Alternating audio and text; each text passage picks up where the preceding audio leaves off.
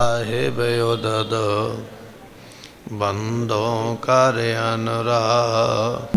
ਵਾਹਿਗੁਰੂ ਏਕ ਓੰਕਾਰ ਸਤਿਗੁਰੂ ਤੇ ਪ੍ਰਸਾਦ ਸਚ ਹੋਏ। ਵਾਹਿਗੁਰੂ ਜੀ ਕੀ ਫਤਿਹ ਹੈ।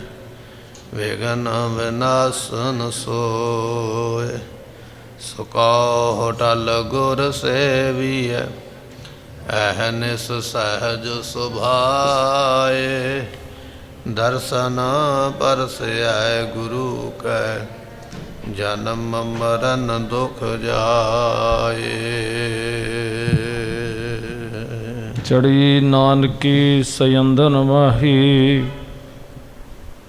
ਗੁਜਰੀ ਡੋਰੇ ਚੜ ਚਲ ਤਾਹੀ।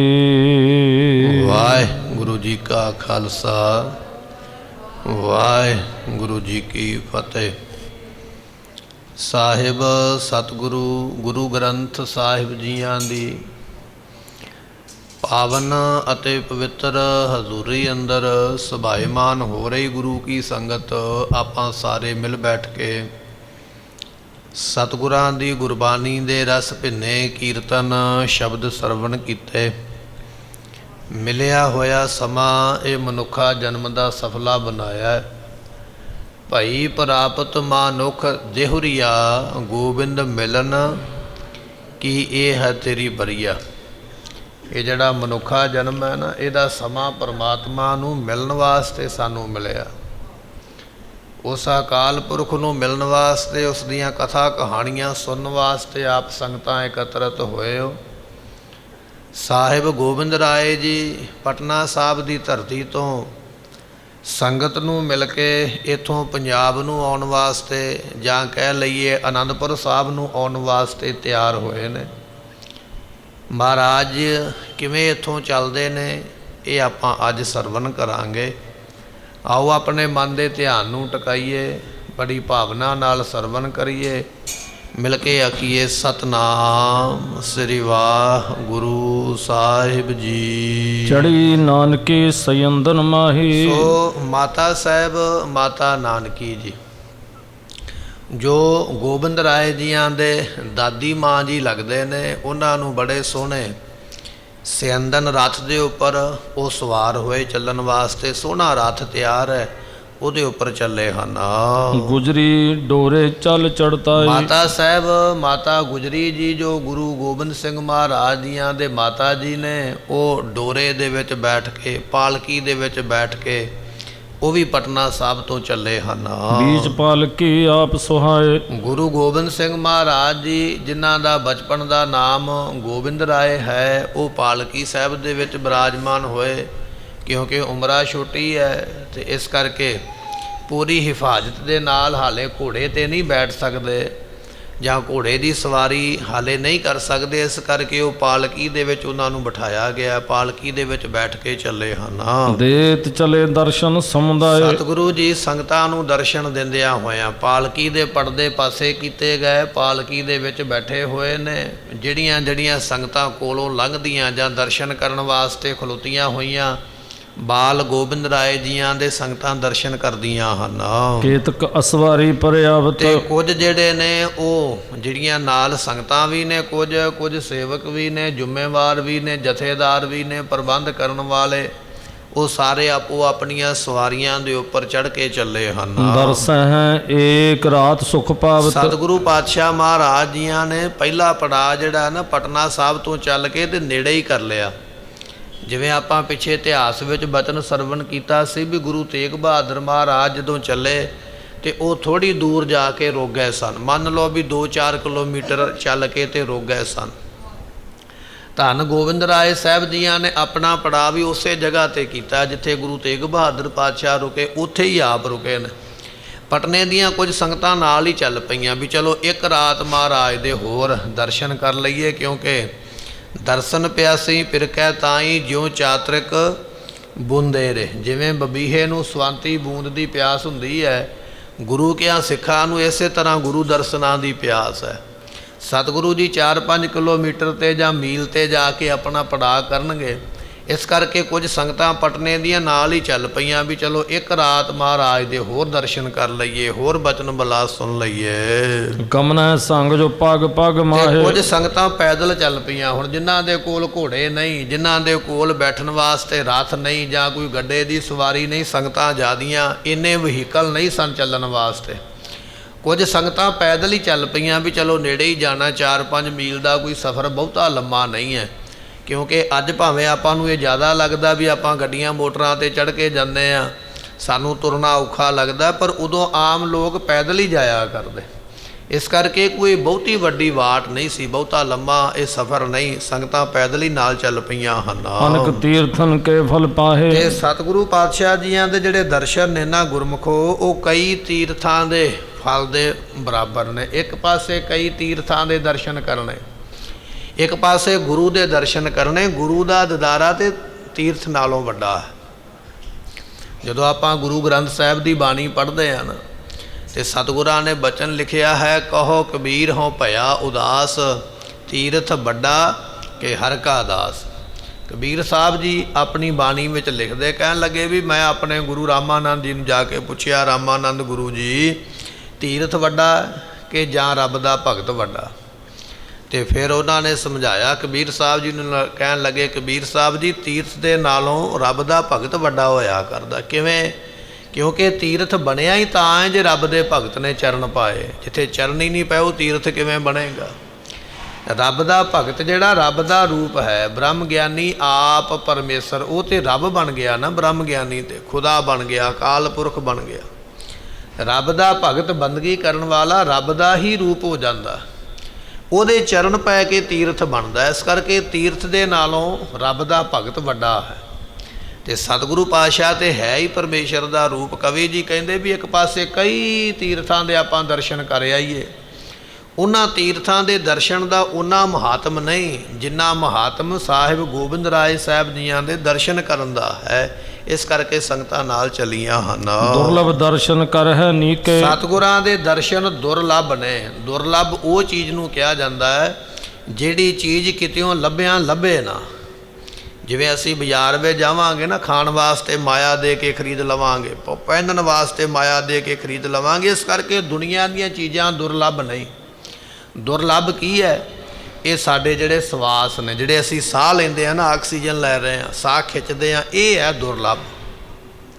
ਬਾਜ਼ਾਰ ਵਿੱਚ ਚਲੇ ਜਾਓ, ਡਾਕਟਰ ਕੋਲ ਚਲੇ ਜਾਓ, ਵੈਦ ਕੋਲ ਚਲੇ ਜਾਓ, ਉਹਨੂੰ ਕਹੋ ਵੀ ਮੈਨੂੰ ਇੰਨੇ ਸਾਹ ਦੇ ਦੇ, ਜਿੰਨੀ ਮਰਜ਼ੀ ਮਾਇਆ ਲੈ ਲਾ, ਪਰ ਨਹੀਂ ਦੇ ਸਕਦਾ। ਦੁਰਲਭ ਨੇ। ਇਹ ਉਨੇ ਹੀ ਮਿਲਣੇ ਨੇ ਜਿੰਨੇ ਪਰਮਾਤਮਾ ਨੇ ਲਿਖੇ। ਜੇ ਪੈਸੇ ਦੇ ਕੇ ਸਾਹ ਮੁੱਲ ਮਿਲ ਜਾਣ ਤੇ ਵੱਡੇ ਵੱਡੇ ਅਰਬਾਂ ਖਰਬਾਂ ਪਤੀ ਦੁਨੀਆ ਤੇ ਬੈਠੇ, ਅਮੀਰ ਤੇ ਧਨਾੜ ਲੋਕ, ਰਿਆਸਤਾਂ ਦੇ ਮਾਲਕ, ਤੇ ਉਹਨਾਂ ਨੂੰ ਤੇ ਫਿਰ ਮੌਤ ਆਵੇ ਨਾ। ਇਹ ਸਾਡੇ ਜਿਹੜੇ ਸਵਾਸ ਨੇ ਨਾ, ਇਹ ਦੁਰਲਭ ਨੇ, ਜਿਹੜੇ ਕਿਤੇੋਂ ਨਹੀਂ ਮਿਲਦੇ। ਦੂਜਾ ਦੁਰਲਭ ਹੈ ਸਾਡਾ ਸਰੀਰ। ਇਹ ਜਿਹੜਾ ਸਰੀਰ ਹੈ ਨਾ, ਸਾਨੂੰ ਜਨਮ ਮਿਲਿਆ ਤੇ ਸਰੀਰ ਮਿਲਿਆ, ਪਰ ਇਹ ਸਰੀਰ ਜਨਮ ਤੋਂ ਬਿਨਾਂ ਕਿਸੇ ਦੁਕਾਨ ਤੋਂ ਖਰੀਦਿਆ ਨਹੀਂ ਜੇ ਜਾਂਦਾ, ਕਿਸੇ ਬਾਜ਼ਾਰ 'ਚੋਂ, ਕਿਸੇ ਦੇਸ਼ ਵਿੱਚੋਂ ਸਰੀਰ ਨਹੀਂ ਖਰੀਦਿਆ ਜਾਂਦਾ।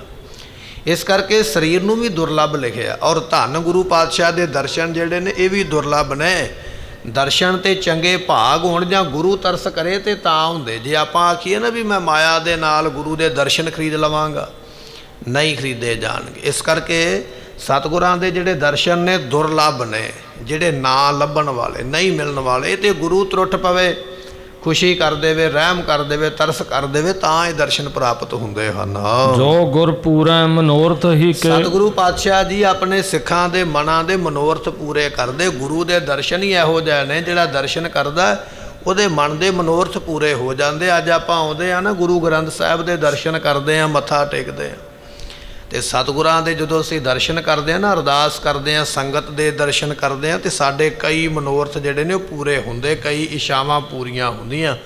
ਸਤਿਗੁਰੂ ਮਹਾਰਾਜ ਜੀਆਂ ਦਾ ਬਚਨ ਆਪਾਂ ਪੜ੍ਹਦੇ ਆ, ਸਾਧ ਕੈ ਸੰਗ ਨਹੀਂ ਕਿਛ ਘਾਲ, ਦਰਸ਼ਨ ਭੇਟਤ ਹੋਤ ਨਿਹਾਲ। ਗੁਰੂ ਦੇ ਦਰਸ਼ਨ ਇਹੋ ਜਿਹਾ, ਦਿਦਾਰਾ ਇਹੋ ਜਿਹਾ, ਸੰਗਤ ਦੇ ਦਿਦਾਰੇ ਇਹੋ ਜਿਹੇ। ਤੁਸੀਂ ਗਲੀ ਵਿੱਚ ਜਾਓ, ਬਾਜ਼ਾਰ ਵਿੱਚ ਜਾਓ, ਬੜੀ ਭੀੜ ਮੇਲਿਆਂ ਵਿੱਚ ਲੱਗੀ ਹੈ, ਉੱਥੇ ਜਾ ਕੇ ਉਹਨਾਂ ਲੋਕਾਂ ਨੂੰ ਤੱਕੋ, ਤੁਹਾਡੇ ਮਨ ਨੂੰ ਸ਼ਾਂਤੀ ਨਹੀਂ ਆਵੇਗੀ, ਮਨ ਨੂੰ ਸਕੂਨ ਨਹੀਂ ਆਵੇਗਾ। ਪਰ ਜਦੋਂ ਗੁਰੂ ਦਰਬਾਰ ਵਿੱਚ ਆਉਂਦੇ ਹੋ ਨਾ, ਮੱਥਾ ਟੇਕਦੇ ਹੋ, ਸੰਗਤ ਦੇ ਦਰਸ਼ਨ ਕਰਦੇ ਹੋ, ਇੱਥੇ ਸੰਗਤ ਦੇ ਦਰਸ਼ਨ ਕਰਕੇ ਸ਼ਾਂਤੀ ਆਉਂਦੀ ਹੈ। ਇੱਥੇ ਮਨ ਦੇ ਵਿੱਚ ਸਹਿਜ ਆਉਂਦਾ, ਸੰਗਤ ਵਿੱਚ ਬੈਠ ਕੇ ਮਨ ਨੂੰ ਸਕੂਨ ਮਿਲਦਾ, ਕਿਉਂਕਿ ਇਹ ਸੰਗਤ ਵਿੱਚ ਪ੍ਰਮਾਤਮਾ ਵਸਿਆ ਹੋਇਆ। ਜਿੱਥੇ ਅਸੀਂ ਗੁਰੂ ਦੇ ਦਰਸ਼ਨ ਕਰਦੇ, ਉੱਥੇ ਨਾਲ ਅਸੀਂ ਸੰਗਤ ਦੇ ਵੀ ਦਰਸ਼ਨ ਕਰਦੇ ਪਏ ਹਾਂ, ਅਤੇ ਇਹ ਸੰਗਤ ਦੇ ਦਰਸ਼ਨ ਕਰਕੇ ਸਾਡੇ ਮਨ ਨੂੰ ਸਹਿਜ ਅਤੇ ਸ਼ਾਂਤੀ ਮਿਲਦੀ ਹੈ। ਬਾਜ਼ਾਰਾਂ ਦੇ ਵਿੱਚ ਇਕੱਠ ਤੇ ਬੜਾ, ਮੇਲਿਆਂ ਦੇ ਵਿੱਚ ਬੜਾ ਇਕੱਠ ਹੈ, ਜਾਓ ਜਾ ਕੇ ਜਿੰਨਾ ਮਰਜ਼ੀ ਵੇਖੀ ਜਾਓ, ਸ਼ਾਂਤੀ ਕੋਈ ਨਹੀਂ ਆਏਗੀ, ਸਕੂਨ ਨਹੀਂ ਆਉਣਾ, ਸਹਿਜ ਕੋਈ ਨਹੀਂ ਆਉਣਾ। ਇਹ ਸੰਗਤ ਵਿੱਚ ਹੀ ਹੈ ਜਿੱਥੇ ਆਪਾਂ ਬੈਠੇ ਹਾਂ। ਸਤਿਗੁਰਾਂ ਦੇ ਦਰਸ਼ਨ ਜਿਹੜੇ ਨੇ ਇਹ ਬੜੇ ਦੁਰਲੱਭ ਨੇ। ਮਨ ਦੀਆਂ ਇਛਾਵਾਂ ਇੱਥੇ ਆ ਕੇ ਪੂਰੀਆਂ ਹੁੰਦੀਆਂ ਸੰਗਤ ਦੇ ਵਿੱਚ, ਜਿਹੜਾ ਚੱਲ ਕੇ ਆਉਂਦਾ।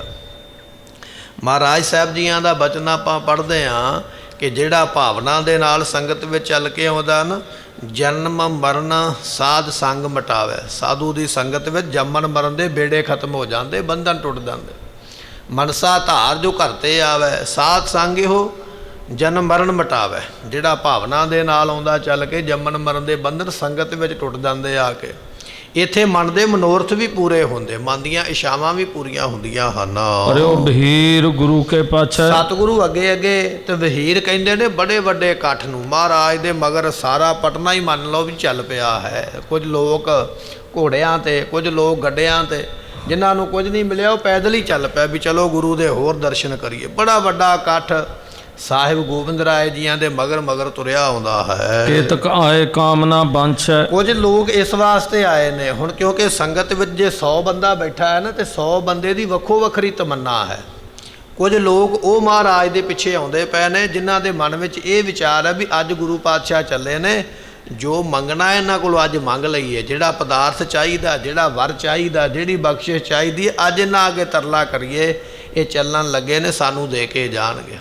ਇਹ ਜਿਹੜਾ ਮਗਰ ਬਹੀਰ ਆ ਰਿਹਾ ਨਾ ਲੋਕਾਂ ਦਾ ਇਕੱਠ, ਇਸੇ ਵਾਸਤੇ ਆ ਰਿਹਾ ਕਿ ਸਤਿਗੁਰਾਂ ਦੇ ਕੋਲੋਂ ਕੁਝ ਨਾ ਕੁਝ ਮੰਗ ਲੈਣਾ ਕਰੀਏ। ਮ੍ਰਿਦ ਬਾਕਨ ਸੋ ਦੇ ਦੇ ਧੀਰ। ਤੇ ਕੁਝ ਲੋਕ ਉਹ ਆਉਂਦੇ ਪਏ ਨੇ ਮਗਰ ਜਿਨ੍ਹਾਂ ਦੇ ਮਨ ਦੀ ਇਹ ਇੱਛਾ ਹੈ ਵੀ ਇਹਨਾਂ ਕੰਨਾਂ ਦੇ ਨਾਲ ਗੋਬਿੰਦ ਰਾਏ ਜੀਆਂ ਦੇ ਬਚਨ ਸੁਣ ਲਈਏ, ਬਾਅਦ ਵਿੱਚ ਜ਼ਿੰਦਗੀ ਵਿੱਚ ਟਾਈਮ ਨਹੀਂ ਲੱਗਣਾ।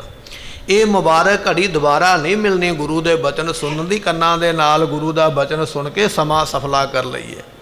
ਤੇ ਗੁਰਮੁਖੋ ਅੱਜ ਆਪਣੇ ਵੱਡੇ ਭਾਗ ਨੇ, ਸਾਹਿਬ ਗੁਰੂ ਗ੍ਰੰਥ ਸਾਹਿਬ ਮਹਾਰਾਜ ਜੀ ਸਾਨੂੰ ਹੁਕਮਨਾਮਾ ਬਖਸ਼ਿਸ਼ ਕਰਦੇ ਗੁਰੂ ਦੇ ਬਚਨ, ਸਾਨੂੰ ਗੁਰਬਾਣੀ ਦਾ ਪਾਠ ਬਖਸ਼ਿਸ਼ ਕਰਦੇ ਗੁਰੂ ਦੇ ਬਚਨ। ਅਸੀਂ ਕੀਰਤਨ ਸਰਵਣ ਕਰਦੇ ਹਾਂ ਗੁਰੂ ਦੇ ਬਚਨ, ਅਸੀਂ ਕਥਾ ਸਰਵਣ ਕਰਦੇ ਹਾਂ ਗੁਰੂ ਦੇ ਬਚਨ। ਤੇ ਪਰ ਫਿਰ ਵੀ ਜੇ ਅਸੀਂ ਧਿਆਨ ਨਾਲ ਨਾ ਸੁਣੀਏ ਤੇ ਫਿਰ ਮਾੜੇ ਭਾਗ ਕਹਿ ਸਕਦੇ ਹਾਂ। ਕਈ ਵਾਰੀ ਸੰਗਤ ਵਿੱਚ ਆ ਕੇ ਅਸੀਂ ਸ਼ੋਰ ਸ਼ਰਾਬਾ ਕਰਦੇ, ਜਾਂ ਸੰਗਤ ਵਿੱਚ ਆ ਕੇ ਸਾਡੇ ਮੋਬਾਈਲ ਜਿਹੜੇ ਨੇ ਉਹ ਬੋਲਣ ਲੱਗ ਪੈਂਦੇ, ਅਸੀਂ ਇਹਨਾਂ ਨੂੰ ਸਾਇਲੈਂਟ ਨਹੀਂ ਕਰਦੇ। ਸੋ ਇਹ ਗੁਰੂ ਦੇ ਬਚਨ ਜਿਹੜੇ ਨੇ ਅਸੀਂ ਭਾਵਨਾ ਦੇ ਨਾਲ ਸੁਣਦੇ ਨਹੀਂ ਪਏ। ਕਾਹਦੇ ਵਾਸਤੇ? ਕਿਉਂਕਿ ਸਾਡਾ ਕਰਮ ਕੋਈ ਮਾੜਾ ਹੈ ਜੋ ਅਸੀਂ ਗੁਰੂ ਦੇ ਬਚਨਾਂ ਨੂੰ ਪ੍ਰਾਪਤ ਤੇ ਕਰਦੇ ਪਏ ਪਰ ਸੁਣਦੇ ਨਹੀਂ ਪਏ। ਪਰ ਸੰਗਤਾਂ ਜਿਨ੍ਹਾਂ ਨੂੰ ਭਾਈ ਇੱਛਾ ਜਾਗੀ ਹੈ ਨਾ ਸਤਿਗੁਰਾਂ ਦੇ ਦਰਸ਼ਨਾਂ ਦੀ, ਉਹ ਮਗਰ ਦੌੜ ਕੇ ਤਾਂ ਆਏ ਵੀ ਮਹਾਰਾਜ ਚੱਲੇ ਨੇ, ਜਿੰਨੇ ਬਚਨ ਕੰਨਾਂ ਵਿੱਚ ਪੈ ਜਾਣ ਕੰਨ ਸਫਲੇ ਹੋ ਜਾਣਗੇ। ਇਸ ਵਾਸਤੇ ਕੁਝ ਬਚਨ ਸੁਣਨ ਵਾਸਤੇ ਮਗਰ ਆਉਂਦੇ ਹਨ। ਮਾਰਗ ਚਲੇ ਗੁਰੂ ਨਰ ਭੀਰ। ਤੇ ਸਤਿਗੁਰੂ ਪਾਤਸ਼ਾਹ ਅੱਗੇ ਅੱਗੇ ਤੇ ਪਿੱਛੇ ਬਹੁਤ ਭੀੜ ਮਹਾਰਾਜ ਦੇ ਤੁਰੀ ਆਉਂਦੀ ਹੈ। ਸੰਗਤ ਵੱਡੀ ਆਏ ਕੀਆ ਡੇਰਾ। ਬਹੁਤ ਸੰਗਤਾਂ ਦਾ ਵੱਡਾ ਡੇਰਾ, ਵਿਸ਼ਾਲ ਇਕੱਠ ਹੋ ਗਿਆ। ਬੇਅੰਤ ਸੰਗਤਾਂ ਨੇ ਵੱਡਾ ਡੇਰਾ ਲਾ ਲਿਆ ਮਹਾਰਾਜ ਦੇ ਕੋਲ ਆ ਕੇ। ਉਤਰ ਪਰੇ ਸਗਰੇ ਤਿਸ ਬੇਰਾ। ਸਾਰੀਆਂ ਸੰਗਤਾਂ ਉਤਰ ਪਈਆਂ। 10ਵੇਂ ਪਾਤਸ਼ਾਹ ਦਾ ਅੱਜ ਇੱਥੇ ਪੜਾ। ਸੰਗਤਾਂ ਨੂੰ ਪਹਿਲਾਂ ਪਤਾ ਸੀ ਨਾ ਵੀ ਅੱਜ ਰਾਤ ਇੱਥੇ ਰੁਕਣਾ ਮਹਾਰਾਜ ਨੇ। ਸੰਗਤਾਂ ਪਹਿਲਾਂ ਹੀ ਆਪੋ ਆਪਣੇ ਤੰਬੂ ਗੱਡ ਕੇ ਬੈਠ ਗਈਆਂ, ਆਪੋ ਆਪਣੇ ਟਿਕਾਣੇ ਲਾ ਕੇ ਵੀ ਅੱਜ ਮਹਾਰਾਜ ਦੇ ਅਖੀਰਲੇ ਦਰਸ਼ਨ ਕਰ ਲਈਏ। ਦੋਹਰਾ ਸੰਝ ਭਈ ਜਬ ਲੋ ਤਹਾਂ ਆਪ ਤਗਨ ਨਰ ਨਾਰ। ਭਾਈ ਸੰਤੋਖ ਸਿੰਘ ਜੀ ਕਹਿੰਦੇ ਵੀ ਸਵੇਰ ਤੋਂ ਲੈ ਕੇ ਸ਼ਾਮ ਤੱਕ ਤੇ ਉਹ ਸੰਗਤਾਂ ਆਈਆਂ ਜਿਨ੍ਹਾਂ ਸੰਗਤਾਂ ਨੂੰ ਮਨ ਵਿੱਚ ਇਹ ਸੀ ਵੀ ਮੈਂ ਦਰਸ਼ਨ ਕਰਕੇ ਵਾਪਸ ਮੁੜਨਾ ਹੈ। ਸ਼ਾਮ ਤੱਕ ਬੇਅੰਤ ਸੰਗਤਾਂ ਦਾ ਇਕੱਠ ਮਹਾਰਾਜ ਦੇ ਦਰਸ਼ਨ ਵਾਸਤੇ ਤੁਰਿਆ ਆਉਂਦਾ ਹੈ। ਗਨੀ ਗਰੀਬ ਸੋ ਪ੍ਰੇਮ ਮਨ ਮਿਲੇ ਭਾਉ ਕੋ ਧਾਰ। ਸਤਿਗੁਰਾਂ ਨੂੰ ਆ ਕੇ ਕੌਣ ਕੌਣ ਮਿਲੇ ਨੇ? ਗੁਰੂ ਦੇ ਦਰਸ਼ਨ ਗਰੀਬਾਂ ਨੇ ਵੀ ਕੀਤੇ ਨੇ, ਕਿਉਂਕਿ ਗੁਰੂ ਦਾ ਦਰਸ਼ਨ ਹੀ ਇਹੋ ਜਿਹਾ ਕਿ ਉਹ ਗਰੀਬ ਬੰਦਾ ਵੀ ਕਰ ਸਕਦਾ। ਜਿਵੇਂ ਸੂਰਜ ਦੀ ਧੁੱਪ ਹੈ ਨਾ, ਸੂਰਜ ਦੀ ਧੁੱਪ ਗਰੀਬ ਤੇ ਅਮੀਰ ਨੂੰ ਬਰਾਬਰ ਹੀ ਲੱਗਦੀ ਹੈ। ਪਰਮਾਤਮਾ ਫਰਕ ਨਹੀਂ ਕਰਦਾ। ਇਹ ਅਸੀਂ ਦੁਨੀਆ ਦੇ ਲੋਕ ਹਾਂ ਵੀ ਦੁਨੀਆਦਾਰੀ ਦੇ ਪੈਸੇ ਨੂੰ, ਧਨ ਨੂੰ ਵੇਖ ਲੈਂਦੇ, ਉੱਚੇ ਵੱਡੇ ਨੀਵੇਂ ਛੋਟੇ ਨੂੰ ਵੇਖ ਲੈਂਦੇ।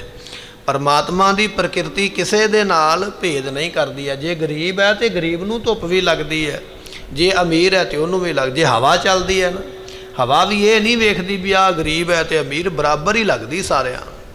ਇਸੇ ਤਰ੍ਹਾਂ ਗੁਰੂ ਦਾ ਦਰਸ਼ਨ ਵੀ ਇਸੇ ਤਰ੍ਹਾਂ ਦਾ। ਗਰੀਬ ਵੀ ਚੱਲ ਕੇ ਆਉਂਦੇ, ਜਿਹਦੇ ਕੋਲ ਕੋਈ ਦਮੜਾ ਨਹੀਂ ਨਾ ਦੇਣ ਵਾਸਤੇ, ਉਹ ਵੀ ਆਉਂਦਾ ਪਿਆ ਗੁਰੂ ਦੇ ਦਰਸ਼ਨ ਕਰ ਲਈਏ। ਜਿਹੜਾ ਧਨੀ ਹੈ ਮਾਇਆ ਵਾਲਾ, ਉਹ ਵੀ ਆਉਂਦਾ ਪਿਆ ਵੀ ਮੈਂ ਵੀ ਗੁਰੂ ਦੇ ਦਰਸ਼ਨ ਕਰ ਲਵਾਂ। ਗਰੀਬ ਤੇ ਅਮੀਰ ਸਾਰੇ ਹੀ ਆਉਂਦੇ ਪਏ ਮਨ ਦੇ ਵਿੱਚ ਪ੍ਰੇਮ ਲੈ ਕੇ, ਕਿਉਂਕਿ ਜੇ ਆਪਾਂ ਚੱਲ ਕੇ ਜਾਵਾਂਗੇ ਕਿਸੇ ਨੂੰ ਮਿਲਣ ਵਾਸਤੇ ਤੇ ਪ੍ਰੇਮ ਨਾਲ ਹੀ ਜਾਵਾਂਗੇ ਨਾ। ਜੇ ਪ੍ਰੇਮ ਹੀ ਨਾ ਹੋਇਆ ਤੇ ਅਸੀਂ ਕੀ ਲੈਣ ਜਾਣਾ। ਇਹ ਸਾਰੇ ਆਉਂਦੇ ਪਏ ਪ੍ਰੇਮ ਦੇ ਨਾਲ ਦਰਸ਼ਨ ਕਰਨ ਵਾਸਤੇ। ਚੌਪਈ ਤਹਿ ਕੀ ਸੰਗਤ ਸੇਵਾ ਠਾਨੀ। ਉਥੋਂ ਦੀਆਂ ਸੰਗਤਾਂ ਜਿਸ ਇਲਾਕੇ ਵਿੱਚ ਮਹਾਰਾਜ ਬੈਠੇ, ਹਲੇ ਪਟਨਾ ਸਾਹਿਬ ਤੋਂ ਬਾਹਰ ਨਹੀਂ ਨਿਕਲੇ, ਥੋੜੇ ਮੀਲ ਹੀ ਚੱਲੇ ਨੇ। ਪਟਨਾ ਸਾਹਿਬ ਸ਼ਹਿਰ ਬਹੁਤ ਵੱਡਾ ਹੈ, ਕਈ ਸਾਲਾਂ ਤੋਂ ਜਾਂ ਆਪਾਂ ਕਹੀਏ ਕਈ ਯੁੱਗਾਂ ਤੋਂ ਇਹ ਸ਼ਹਿਰ ਬਣਿਆ ਹੋਇਆ। ਭਗਵਾਨ ਕ੍ਰਿਸ਼ਨ ਜੀਆਂ ਦਾ ਅਵਤਾਰ ਜਿਹੜਾ ਦੁਆਪਰ ਯੁੱਗ ਦੇ ਵਿੱਚ ਹੋਇਆ, ਤੇ ਦੁਆਪਰ ਦੇ ਵਿੱਚ ਇਹ ਘੁੱਗ ਵੱਸਦਾ ਸ਼ਹਿਰ ਸੀ, ਤੇ ਹੁਣ ਤੇ ਕਲਯੁੱਗ ਦਾ ਸਮਾਂ ਚੱਲਦਾ ਪਿਆ, ਤੇ ਉਹ ਇਸ ਤੋਂ ਵੀ ਪਹਿਲਾਂ ਸ਼ਹਿਰ ਬਣਿਆ ਹੋਇਆ। ਸੋ ਅਸ਼ੋਕਾ ਵਰਗੇ ਰਾਜੇ ਉੱਥੇ ਰਾਜ ਕਰਦੇ ਰਹੇ। ਰੋ ਵਿਚਾਰ ਕਹਿਣ ਲੱਗੇ ਵੀ ਇਹ ਬੜਾ ਵੱਡਾ ਸ਼ਹਿਰ ਹੈ, ਤੇ ਮਹਾਰਾਜ ਨੇ ਕੁਝ ਕੁ ਮੀਲ ਜਾ ਕੇ ਆਪਣਾ ਪੜਾ ਕੀਤਾ ਹੈ। ਅਚਵਨ ਹੇਤ ਸਮਗਰੀ ਆਨੀ। ਸੰਗਤਾਂ ਜਿਹੜੇ ਜਿਹੜੇ ਦਰਸ਼ਨ ਕਰਨ ਵਾਸਤੇ ਆਉਂਦੇ, ਅੱਜ ਵੀ ਆਪਾਂ ਦਰਸ਼ਨ ਕਰਦੇ ਨਾ, ਕੁਝ ਸੰਗਤਾਂ ਲੈ ਕੇ ਆਉਂਦੀਆਂ ਪਦਾਰਥ। ਉਦੋਂ ਵੀ ਜਿਹੜੀ ਜਿਹੜੀ ਸੰਗਤ ਆਈ ਹੈ ਮਹਾਰਾਜ ਦੇ ਛਕਣ ਵਾਸਤੇ ਕੁਝ ਨਾ ਕੁਝ ਲੈ ਕੇ ਆਏ ਹਨ। ਚਾਵਰ ਚੂਨ ਦਾਰ ਘ੍ਰਿਤ ਘਨੇ। ਕੁਝ ਸੰਗਤਾਂ ਬਾਸਮਤੀ ਦੇ ਲੰਮੇਰੇ ਲੰਮੇਰੇ ਸੋਹਣੇ ਸੋਹਣੇ ਚੌਲ ਲੈ ਕੇ ਆਏ ਵੀ ਗੁਰੂ ਦੇ ਲੰਗਰਾਂ ਵਿੱਚ ਚੌਲ ਬਣਨਗੇ। ਕੁਝ ਚੌਲ ਲੈ ਕੇ ਆਇਆ ਹੈ, ਕੋਈ ਆਟਾ ਲੈ ਕੇ ਆਇਆ, ਕੋਈ ਦਾਲ ਲੈ ਕੇ ਆਇਆ, ਕੋਈ ਘਿਓ ਲੈ ਕੇ ਆਇਆ ਵੀ ਗੁਰੂ ਦੇ ਲੰਗਰਾਂ ਵਿੱਚ ਇਹਨਾਂ ਰਸਤਾਂ ਦੀ ਲੋੜ ਪੈਣੀ ਹੈ। ਔਰ ਅਸੀਂ ਚੱਲੇ ਹਾਂ ਦਰਸ਼ਨ ਕਰਨ ਵਾਸਤੇ, ਔਰ ਦਰਸ਼ਨ ਕਰੀਏ ਅਤੇ ਨਾਲੇ ਆਪਣੇ ਵੱਲੋਂ ਕੁਝ ਨਾ ਕੁਝ ਲੈ ਕੇ ਚੱਲੀਏ। ਅੱਜ ਆਪਾਂ ਵੀ ਆਉਂਦੇ ਹਾਂ, ਦਰਸ਼ਨ ਕਰਦੇ ਹਾਂ, ਸਮੱਗਰੀ ਤੇ ਵਸਤੂਆਂ ਲੈ ਕੇ ਆਉਂਦੇ। ਕੁਝ ਸਿੱਖ ਉਹ ਨੇ ਜਿਹੜੇ ਭਾਵਨਾ ਨਾਲ ਲੈ ਕੇ ਆਉਂਦੇ ਵੀ ਮੈਂ ਗੁਰੂ ਘਰੇ ਇਹ ਵਸਤੂ ਦੇਵਾਂਗਾ, ਕਿਸੇ ਗਰੀਬ ਦੇ ਮੂੰਹ ਵਿੱਚ ਪਵੇਗੀ। ਕੁਝ ਲੋਕ ਉਹ ਨੇ ਜਿਹੜੇ ਟੂਣੇ ਦੀ ਭਾਵਨਾ ਦੇ ਨਾਲ ਲੈ ਕੇ ਆਉਂਦੇ। ਭਾਵੇਂ ਅਸੀਂ ਆਖਦੇ ਹਾਂ ਵੀ ਦੁਨੀਆ ਨੂੰ ਪਤਾ ਨਹੀਂ ਲੱਗਦਾ ਮੈਂ ਸਿਆਣਾ। ਅੱਜ ਕੱਲ੍ਹ ਦੇ ਜਿਹੜੇ ਸਿਆਣੇ ਬਣੇ ਫਿਰਦੇ ਨਾ ਪਖੰਡੀ ਲੋਕ, ਵਹਿਮ ਪਾਉਣ ਵਾਲੇ, ਉਹ ਦੱਸਦੇ ਨੇ ਇੰਨੀ ਪੀਲੇ ਰੰਗ ਦੀ ਚੀਜ਼ ਕਿਤੇ ਦੇ ਆ, ਇੰਨੀ ਚਿੱਟੇ ਰੰਗ ਦੀ ਚੀਜ਼ ਦੇ ਆ, ਇੰਨੀ ਹਰੇ ਰੰਗ ਦੀ ਚੀਜ਼ ਦੇ ਆ। ਹੁਣ ਜੇ ਅਸੀਂ ਉਹ ਪੀਲੀ ਤੇ ਚਿੱਟੀ ਚੀਜ਼ ਕਿਸੇ ਨੂੰ ਲੈ ਕੇ ਦੇਵਾਂਗੇ, ਸਾਡੇ ਕੋਲੋਂ ਲੈਣੀ ਨਹੀਂ ਕਿਸੇ ਨੇ। ਲੋਕਾਂ ਨੂੰ ਪਤਾ ਵੀ ਇਹ ਕਿਤਿਓਂ ਲੈ ਕੇ ਆਇਆ ਹੈ, ਇਹ ਆਪਣਾ ਦੁੱਖ ਰੋਗ ਲੈ ਕੇ ਆਇਆ। ਫਿਰ ਕੀ ਕੀਤਾ ਜਾਵੇ? ਇਹਨੂੰ ਗੁਰਦੁਆਰੇ ਦੇ ਦਿਓ। ਲੋਕ ਨਾ ਇੰਨੀ ਇੰਨੀ ਦਾਲ, ਮੁੱਠ ਮੁੱਠ ਦਾਲ, ਮੁੱਠ ਮੁੱਠ ਕੋਈ ਚਿੱਟੀ ਵਸਤੂ, ਕੋਈ ਹਰੀ ਚੀਜ਼ ਲੈ ਕੇ ਆਉਣੀ ਹੈ, ਹਰੀਆਂ ਵਸਤੂਆਂ ਲਿਆ ਕੇ ਰੱਖ ਦਿੱਤੀਆਂ, ਸਬਜ਼ੀ ਲਿਆ ਕੇ ਰੱਖ ਦਿੱਤੀ। ਮੇਰਾ ਕੀ ਪਤਾ ਲੱਗਦਾ? ਗੁਰੂ ਘਰੇ ਵੀ ਅਸੀਂ ਟੂਣਾ ਆਪਣਾ ਭਾਰ ਲਾਉਣ ਵਾਸਤੇ ਕਮੀ ਕੋਈ ਨਹੀਂ ਛੱਡਦੇ ਪਏ। ਜੇ ਤੂੰ ਟੂਣਾ ਹੀ ਕਰਨਾ ਤੇ ਚੰਗੀ ਤਰ੍ਹਾਂ ਕਰਨਾ। ਫਿਰ 5-10 ਕਿਲੋ ਚੌਲ ਲੈ ਕੇ ਆ, ਤੇਰਾ ਟੂਣਾ ਵੀ ਗਾਂ ਕਿਸੇ ਨੂੰ ਲੱਗੇ। ਗੁਰੂ ਘਰ ਦਾ ਵੀ ਸੌਰੇ ਕੋਈ ਮੂੰਹ ਦੇ ਵਿੱਚ ਚੌਲ ਵੀ 4 ਪੈ ਜਾ। ਜੇ ਤੂੰ ਟੂਣਾ ਕਰਨਾ ਫਿਰ ਚੀਜ਼ ਥੋੜ੍ਹੀ ਖੁੱਲ੍ਹੀ ਲੈ ਕੇ ਆ ਨਾ। ਸਾਨੂੰ ਵੀ ਕੁਝ ਨਾ ਕੁਝ ਹੋਵੇ ਨਾ, ਖਾਧਿਆਂ ਤੇ ਤਾਂ ਹੀ ਹੈ ਨਾ। ਇੰਨੇ ਕੁ ਨਾ ਅਸੀਂ ਉਹ ਬਣਾ ਸਕੀਏ, ਨਾ ਖਾ ਸਕੀਏ, ਨਾ ਲੰਗਰ ਵਿੱਚ ਵਰਤਾ ਸਕੀਏ। ਦੋ ਤਰ੍ਹਾਂ ਦੇ ਲੋਕ ਨੇ। ਕੁਝ ਲੋਕ ਉਹ ਨੇ ਜਿਹੜੇ ਭਾਵਨਾ ਨਾਲ ਆਉਂਦੇ ਨੇ ਵੀ ਮੈਂ ਗੁਰੂ ਘਰੇ ਦਾਨ ਕਰਨਾ, ਸੰਗਤ ਛਕੇਗੀ। ਤੇ ਕੁਝ ਲੋਕ ਉਹ ਨੇ ਜਿਹੜਾ ਆਪਣਾ ਢਾਲਾ ਲਾਉਣ ਵਾਸਤੇ ਆਉਂਦੇ ਵੀ ਸਾਨੂੰ ਕਿਸੇ ਨੇ ਕਿਹਾ ਵੀ ਸ਼ੁੱਕਰਵਾਰ ਆਹ ਦੇ ਕੇ ਆਈ, ਸ਼ਨੀਵਾਰ ਆਹ ਦੇ ਕੇ ਆਈ, ਐਤਵਾਰ ਆਹ ਦੇ ਕੇ ਆਈ। ਉਹੀ ਚੀਜ਼ਾਂ ਉਸੇ ਰੰਗ ਦੀਆਂ ਸਾਰੇ ਲੈ ਕੇ ਆਉਣਗੇ। ਇਹ ਭਾਵਨਾ ਨਹੀਂ ਹੈ ਆਪਣਾ ਢਾਲਾ। ਕਿਸੇ ਦੇ ਮਗਰ ਲਾ ਕੇ ਅਸੀਂ ਗੁਰੂ ਦੇ ਨਾਲ ਵੀ ਚਲਾਕੀ ਕਰਨੋਂ ਪਿੱਛੇ ਨਹੀਂ ਹਟੇ। ਗੁਰੂ ਤੇ ਜਾਣਦਾ ਹੈ ਨਾ ਘਟ ਘਟ ਕੇ ਅੰਤਰ ਕੀ ਜਾਣ। ਤੇ ਗੁਰੂ ਦੇ ਅੱਖਾਂ ਵਿੱਚ ਘਟਾ ਥੋੜੀ ਪਾ ਸਕਦਾ ਤੂੰ। ਗੁਰੂ ਤੇ ਜਾਣਦਾ, ਪਰ ਤੈਨੂੰ ਲੱਗਦਾ ਵੀ ਮੈਨੂੰ ਕੋਈ ਨਹੀਂ ਵੇਖਦਾ। ਔਰ ਇਸੇ ਤਰ੍ਹਾਂ ਇਹ ਭਾਵਨਾ ਛੱਡ, ਭਾਵਨਾ ਇਹ ਰੱਖ ਵੀ ਮੈਂ ਗੁਰੂ ਦੀ ਸੇਵਾ ਕਰਨੀ ਹੈ। ਇੱਥੇ ਹੀ ਬਸ ਨਹੀਂ। ਕਈ ਵਾਰੀ ਅਸੀਂ ਕੀ ਕਰਦੇ ਹਾਂ, ਜਦੋਂ ਆਪਣੇ ਗੁਰਪੁਰਬ ਹੁੰਦੇ ਨੇ ਇੱਥੇ ਅਖੰਡ ਪਾਠ ਆਪਾਂ ਆਰੰਭ ਕਰਦੇ, ਬੇਅੰਤ ਸੰਗਤਾਂ ਦੇ ਵੱਲੋਂ ਆਟੇ ਦੀ ਬੜੀ ਸੇਵਾ ਆਉਂਦੀ ਹੈ। ਆਟੇ ਦੀਆਂ ਥੈਲੀਆਂ ਬਹੁਤ ਆਉਂਦੀਆਂ। ਹੁਣ ਸੰਗਤ ਨੇ ਇਕੱਲਾ ਆਟਾ ਤੇ ਖਾਣਾ ਨਹੀਂ, ਖਾਣ ਵਾਲੇ ਨੇ ਇਕੱਲਾ ਪ੍ਰਸ਼ਾਦਾ ਨਹੀਂ ਖਾਣਾ, ਉਹਨੇ ਨਾਲ ਸਬਜ਼ੀ ਦਾਲ ਵੀ ਖਾਣੀ ਹੈ। ਦਾਲ ਦੇ ਵਿੱਚ ਲੂਣ ਮਿਰਚ ਮਸਾਲਾ ਵੀ ਪੈਣਾ ਹੈ, ਉਹਦੇ ਵਿੱਚ ਪਿਆਜ਼ ਵੀ ਪੈਣੇ, ਉਹਦੇ ਵਿੱਚ ਸਾਰਾ ਕੁਝ ਹੀ ਪੈਣਾ। ਆਟੇ ਦੀ ਬਜਾਏ ਉਹ ਚੀਜ਼ਾਂ ਲੈ ਕੇ ਆ ਜਿਹੜੀਆਂ ਲੰਗਰ ਦੇ ਵਿੱਚ ਨਾਲ ਹੋਰ ਵੀ ਵਰਤ ਜਾਣ। ਇਕੱਲਾ ਆਟਾ ਦੇ ਕਮਰਿਆਂ ਦੇ ਵਿੱਚ ਪਿਆ ਪਿਆ ਉਹਨਾਂ ਨੂੰ ਸੁੰਡੀ ਪੈ ਜਾਂਦੀ ਹੈ, ਉਹ ਬੋਰੇ ਪਾੜ ਜਾਂਦੇ, ਉਹਨਾਂ ਦੀ ਵਾਰੀ ਨਹੀਂ ਆਉਂਦੀ ਪੱਕਣ ਵਾਸਤੇ।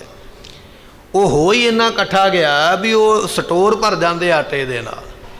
ਮੁੜ ਕੇ ਜਦੋਂ ਉਹ ਖਰਾਬ ਹੁੰਦਾ ਫਿਰ ਜਾਂ ਸੁੱਟਣਾ ਪੈਂਦਾ ਤੇ ਜਾਂ ਉਹਨੂੰ ਕਿਸੇ ਬਿਲੇ ਲਾਉਣਾ ਪੈਂਦਾ। ਆਟੇ ਦੀ ਜਗ੍ਹਾ 'ਤੇ ਉਹ ਵਸਤੂਆਂ ਜਿਸ ਤਰ੍ਹਾਂ ਲੂਣ ਮਿਰਚ ਮਸਾਲਾ ਹੈ, ਹੋਰ ਚੀਜ਼ਾਂ ਜਿਹੜੀਆਂ ਲੰਗਰ ਵਿੱਚ ਪੱਕ ਸਕਦੀਆਂ, ਬਣ ਸਕਦੀਆਂ, ਉਹ ਲੈ ਕੇ ਆ। ਤੇਰਾ ਦਾਨ ਵੀ ਸਫਲਾ ਹੋਵੇ। ਜੇ ਥੈਲੀ ਲੈ ਕੇ ਆਇਆ ਉਹ ਖਰਾਬ ਹੀ ਹੋ ਗਈ ਤੇ ਉਹ ਕੀ ਹੋਇਆ? ਨਾ ਤੇਰਾ ਦਾਨ ਸਫਲਾ ਹੋਇਆ, ਨਾ ਅੱਗੋਂ ਉਹ ਦਿੱਤੀ ਚੀਜ਼ ਸਫਲੀ ਹੋਈ। ਜਦੋਂ ਦਾਨ ਕਰਨਾ ਨਾ ਉਦੋਂ ਇਹ ਗੱਲ ਵੇਖ ਕੇ ਕਰ, ਇੱਕ ਦੂਜੇ ਵੱਲ ਵੇਖ ਕੇ ਨਹੀਂ ਵੀ ਭੇਡਾਂ ਦੇ ਵਾਂਗ ਇੱਕ ਨੇ ਜੋ ਕੀਤਾ ਮੈਂ ਵੀ ਉਹੀ ਕਰਨਾ। ਵੇਖ ਕੇ ਮਹਾਰਾਜ ਕਹਿਣ ਲੱਗੇ ਅਕਲੀ ਕੀਜੈ ਦਾਨ, ਅਕਲੀ ਸਾਹਿਬ ਸੇਵੀਐ, ਅਕਲੀ ਪਾਈਐ ਮਾਨ। ਸਾਹਿਬ ਦੀ ਸੇਵਾ ਵੀ ਅਕਲ ਦੇ ਨਾਲ ਹੁੰਦੀ ਹੈ, ਦਾਨ ਦੀ ਸੇਵਾ ਵੀ ਅਕਲ ਦੇ ਨਾਲ ਹੁੰਦੀ ਹੈ। ਇਹ ਵੇਖ ਵੀ ਲੋੜ ਕਿਸ ਚੀਜ਼ ਦੀ ਹੈ, ਉਹ ਚੀਜ਼ ਲੈ ਕੇ ਜਾ ਤਾਂ ਕਿ ਤੇਰੀ ਸੰਗਤ ਵਿੱਚ ਲੱਗ ਜਾਵੇ। ਜਿੰਨੀ ਤੇਰੇ 'ਚ ਸ਼ਰਧਾ, ਜਿੰਨੀ ਭਾਵਨਾ, ਜਿੰਨੀ ਦੇ ਸਕਦਾ ਉਨੀ ਲੈ ਕੇ ਆ ਜਾ। ਪਰ ਆ ਜਿਹੜੇ ਟੂਣੇ ਤਵੀਤ ਜਿਹਾ ਕਰਦਾ ਨਾ ਲਿਆ ਲਿਆ ਕੇ ਪੀਲੀਆਂ ਤੇ ਲਾਲ ਹਰੀਆਂ ਚਿੱਟੀਆਂ ਵਸਤੂਆਂ, ਇਹ ਨਾ ਕਰ, ਇਹ ਕਰਮ ਤੈਨੂੰ ਮਾਫ ਕੋਈ ਨਹੀਂ ਹੋਣਾ। ਜਿਹਦੇ ਮਗਰ ਲੱਗ ਕੇ ਲੈ ਕੇ ਆਇਆ ਉਹਨੇ ਤੇ ਆਪਣਾ ਤੇਰੇ ਕੋਲੋਂ ਲੈ ਲਿਆ ਹਿਸਾਬ ਕਿਤਾਬ, ਉਹਨੇ ਤੈਨੂੰ ਲਿਆ ਠੱਗ। ਪਰ ਜਿੱਥੇ ਆ ਕੇ ਤੂੰ ਇਹ ਕੰਮ ਕਰਦਾ ਪਿਆ ਇੱਥੇ ਮਾਫ ਨਹੀਂ ਤੈਨੂੰ ਹੋਣਾ, ਇਹਦਾ ਲੇਖਾ ਤੈਨੂੰ ਦੇਣਾ ਪੈਣਾ ਜੋ ਤੂੰ ਕਰਦਾ ਪਿਆ। ਇਹ ਕਰਮ ਦਾ ਫਲ ਭੋਗਣਾ ਪਵੇਗਾ। ਇਸ ਕਰਕੇ ਦਾਨ ਕਰਨ ਤੋਂ ਪਹਿਲਾਂ ਇਹ ਸੋਚ ਵੀ ਦਾਨ ਕਿਸ ਤਰ੍ਹਾਂ ਦਾ, ਕਿਸ ਵਸਤੂ ਦੀ ਲੋੜ ਹੈ ਉਹ ਕਰ, ਪਰ ਸੰਗਤ ਵਿੱਚ ਆ ਕੇ ਇਹੋ ਜਿਹਾ ਕਰਮ ਨਾ ਕਰ। ਸੰਗਤ ਆਈ ਹੈ ਮਹਾਰਾਜ ਦੇ ਕੋਲ, ਕੋਈ ਚੌਲ ਲੈ ਕੇ, ਕੋਈ ਆਟਾ ਲੈ ਕੇ, ਕੋਈ ਦਾਲ ਲੈ ਕੇ, ਤੇ ਕੋਈ ਘਿਓ ਵੀ ਲੈ ਕੇ ਆਇਆ ਵੀ ਦਾਲ ਨੂੰ ਵੀ ਤੇ ਤੜਕਾ ਲੱਗਣਾ ਹੀ ਹੈ ਨਾ, ਪ੍ਰਸ਼ਾਦੇ ਵੀ ਤੇ ਚੋਪੜੇ ਜਾਣੇ ਨੇ ਨਾ, ਕੋਈ ਘਿਓ ਲੈ ਕੇ ਆਇਆ। ਮਤਲਬ ਇਹ ਹੈ ਵੀ ਜਿਹੜੀਆਂ ਚੀਜ਼ਾਂ ਚਾਹੀਦੀਆਂ ਸੰਗਤ ਸਾਰੀਆਂ ਲੰਗਰ ਵਿੱਚੋਂ ਲੈ ਕੇ ਆਈ ਹੈ। ਆਨਤ ਧਰੇ ਚਾਵ ਚੌਗੁਣੇ, ਤੇ ਉਸ ਵੇਲੇ ਸੰਗਤਾਂ ਨੇ ਲਿਆ ਕੇ ਨਾ ਬੜੇ ਚਾਅ ਦੇ ਨਾਲ ਸਾਰਾ ਕੁਝ ਰੱਖਿਆ। ਮਹਾਰਾਜ ਵੀ ਆਹ ਵੀ ਲੰਗਰ ਵਿੱਚ ਬਣਾ ਦਿਓ, ਆਹ ਵੀ ਲੰਗਰ ਵਿੱਚ ਬਣਾ ਦਿਓ, ਆਹ ਵੀ ਸੰਗਤ ਦੇ ਮੂੰਹ ਵਿੱਚ ਪੈ ਜਾਵੇ। ਸੰਗਤਾਂ ਲੈ ਕੇ ਆਉਂਦੀਆਂ ਹਨ। ਸਤਿਗੁਰ ਉਤਰੇ ਮਾਤਨ ਸਾਥ, ਸਤਿਗੁਰੂ ਪਾਤਸ਼ਾਹ ਆਪਣੀਆਂ ਮਾਤਾਵਾਂ ਦੇ ਨਾਲ, ਦਾਦੀ ਹੈ ਮਹਾਰਾਜ ਦੀ, ਨਾਲ ਮਾਂ ਹੈ। ਮਾਂ ਹੈ ਮਾਤਾ ਗੁਜਰੀ ਜੀ, ਦਾਦੀ ਹਨ ਮਾਤਾ ਨਾਨਕੀ ਜੀ, ਦੋਨੇ ਨਾਲ ਹਨ। ਆਏ ਕਦਾ ਚਿਤ ਪੁਨ ਕਵਨਾਥ, ਉਸ ਵੇਲੇ ਕਦੇ ਕਦਾਈ ਸਤਿਗੁਰੂ ਪਾਤਸ਼ਾਹ ਜੀ ਆਪ ਜੀ ਇੱਥੇ ਆਉਂਦੇ ਹੋ ਤੇ ਕਿਸੇ ਨੇ ਪੁੱਛਿਆ ਮਹਾਰਾਜ ਹੁਣ ਕਦੋਂ ਆਓਗੇ? ਹੁਣ ਤੇ ਆਪ ਜੀ ਆਏ ਹੋ, ਹੁਣ ਚੱਲੇ ਹੋ, ਦੁਬਾਰਾ ਕਦੋਂ ਆਓਗੇ? ਕੁਝ ਪ੍ਰੇਮੀ ਤੇ ਨੇਮੀ ਸਿੱਖਾਂ ਨੇ ਬੇਨਤੀ ਕੀਤੀ ਹੈ। ਵੱਡੇ ਧਨੀ ਸਿੱਖ ਚਲ ਕਰਿਆ, ਬੜੀ ਬੜੀ ਮਾਇਆ ਵਾਲੇ ਸਿੱਖ ਵੀ ਨਾ ਮਹਾਰਾਜ ਦੀ ਭਾਵਨਾ ਦੇ ਅੱਗੇ, ਮਹਾਰਾਜ ਦੇ ਨਾਲ ਭਾਵਨਾ ਰੱਖ ਕੇ ਮਿਲਣ ਵਾਸਤੇ ਅੱਗੇ ਆਏ ਹਨ। ਚਾਹੇ ਸਭਨ ਕੋ ਦੈ ਤ੍ਰਿਪਤਾਏ, ਸਤਿਗੁਰੂ ਪਾਤਸ਼ਾਹ ਮਹਾਰਾਜ ਜੀ ਉਸ ਵੇਲੇ ਜੋ ਕੁਝ ਕਿਸੇ ਨੂੰ ਚਾਹੀਦਾ ਹੈ, ਭਾਵ ਲੋੜ ਹੈ, ਸਾਰਿਆਂ ਨੂੰ ਦੇ ਕੇ ਤ੍ਰਿਪਤ ਕਰ ਦਈਏ, ਸਾਰਿਆਂ ਨੂੰ ਦਿੰਦੇ ਨੇ। ਜੇ ਕੋਈ ਅਮੀਰ ਵੀ ਆਇਆ ਨਾ ਤੇ ਅਮੀਰ ਦੀ ਵੀ ਕੋਈ ਨਾ ਕੋਈ ਭਾਵਨਾ ਹੈ, ਉਹਨੂੰ ਵੀ ਮਹਾਰਾਜ ਦਿੰਦੇ ਪਏ ਮਨ ਇੱਛਤ ਫਲ। ਜੇ ਕੋਈ ਗਰੀਬ ਆਇਆ ਤੇ ਉਹਦੀ ਵੀ ਮਨ ਇੱਛਤ ਇੱਛਾ ਪੂਰੀ ਕਰਦੇ ਹਨ। ਸੁਜਸ ਨਗਰ ਮਹਿ ਵਧੈ ਹਮਾਰੇ, ਸਤਿਗੁਰੂ ਪਾਤਸ਼ਾਹ ਮਹਾਰਾਜ ਸਾਹਿਬ ਜੀਆਂ ਦਾ ਜਸ ਜਿਹੜਾ ਨਗਰ ਵਿੱਚ ਵਧ ਰਿਹਾ ਹੈ। ਇਤਿਆਦ ਗੁਣ ਬਹੁਤ ਵਿਚਾਰੇ, ਇਤਿਆਦ ਕਈ ਗੱਲਾਂ ਵਿਚਾਰ ਕੇ, ਸੇਵਾ ਸਰਬ ਦਰਬ ਤੇ ਆਦ, ਸਾਰੀ ਸੇਵਾ ਭਾਵੇਂ ਪੈਸੇ ਦੀ ਹੈ, ਭਾਵੇਂ ਕੱਪੜੇ ਦੀ ਹੈ, ਭਾਵੇਂ ਲੰਗਰ ਦੇ ਵਸਤੂਆਂ ਦੀ ਹੈ। ਅਰਪ ਬਿਲੋਕੇ ਗੁਰ ਅਹਿਲਾਦ, ਸੰਗਤ ਆਪ ਕਰਦੀ ਪਈ ਹੈ। ਕਿਸੇ ਨੇ ਨਹੀਂ ਕੁਝ ਲਿਆ ਸਕਿਆ, ਉਹਨੇ ਆਖਿਆ ਮਹਾਰਾਜ ਭੇਟਾ ਕਬੂਲ ਕਰ ਲਓ। ਕੋਈ ਬਸਤਰ ਲੈ ਕੇ ਆ ਗਿਆ, ਕੋਈ ਸੁੱਕੀਆਂ ਰਸਤਾਂ ਲੈ ਕੇ ਆ ਗਿਆ।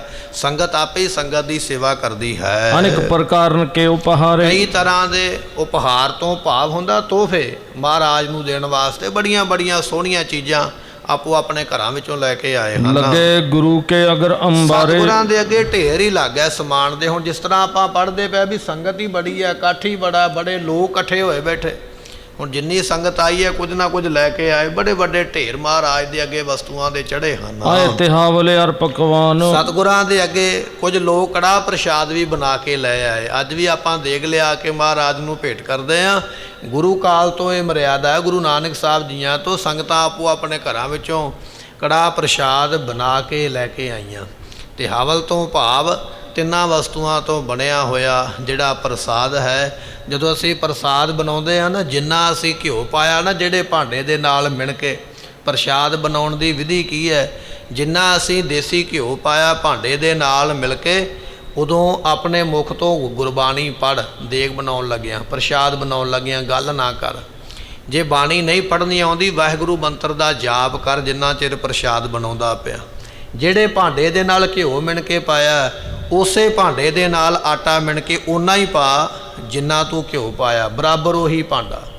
ਉਹੀ ਭਾਂਡਾ ਫਿਰ ਭਰ ਕੇ ਵਿੱਚ ਉਹਦੇ ਖੰਡ ਦਾ ਪਾਉਣਾ, ਚੀਨੀ ਦਾ ਪਾਉਣਾ, ਤੇ ਫਿਰ ਉਹੀ ਭਾਂਡਾ ਜਿਹਦੇ ਨਾਲ ਘਿਓ ਪਾਇਆ ਸੀ ਉਹ 4 ਭਾਂਡੇ ਭਰ ਕੇ ਪਾਣੀ ਦੇ ਪਾਉਣੇ, ਤੇ ਪੂਰੇ ਦਾ ਪੂਰਾ ਸਹੀ ਸਹੀ ਕੜਾਹ ਪ੍ਰਸ਼ਾਦ ਬਣੇਗਾ।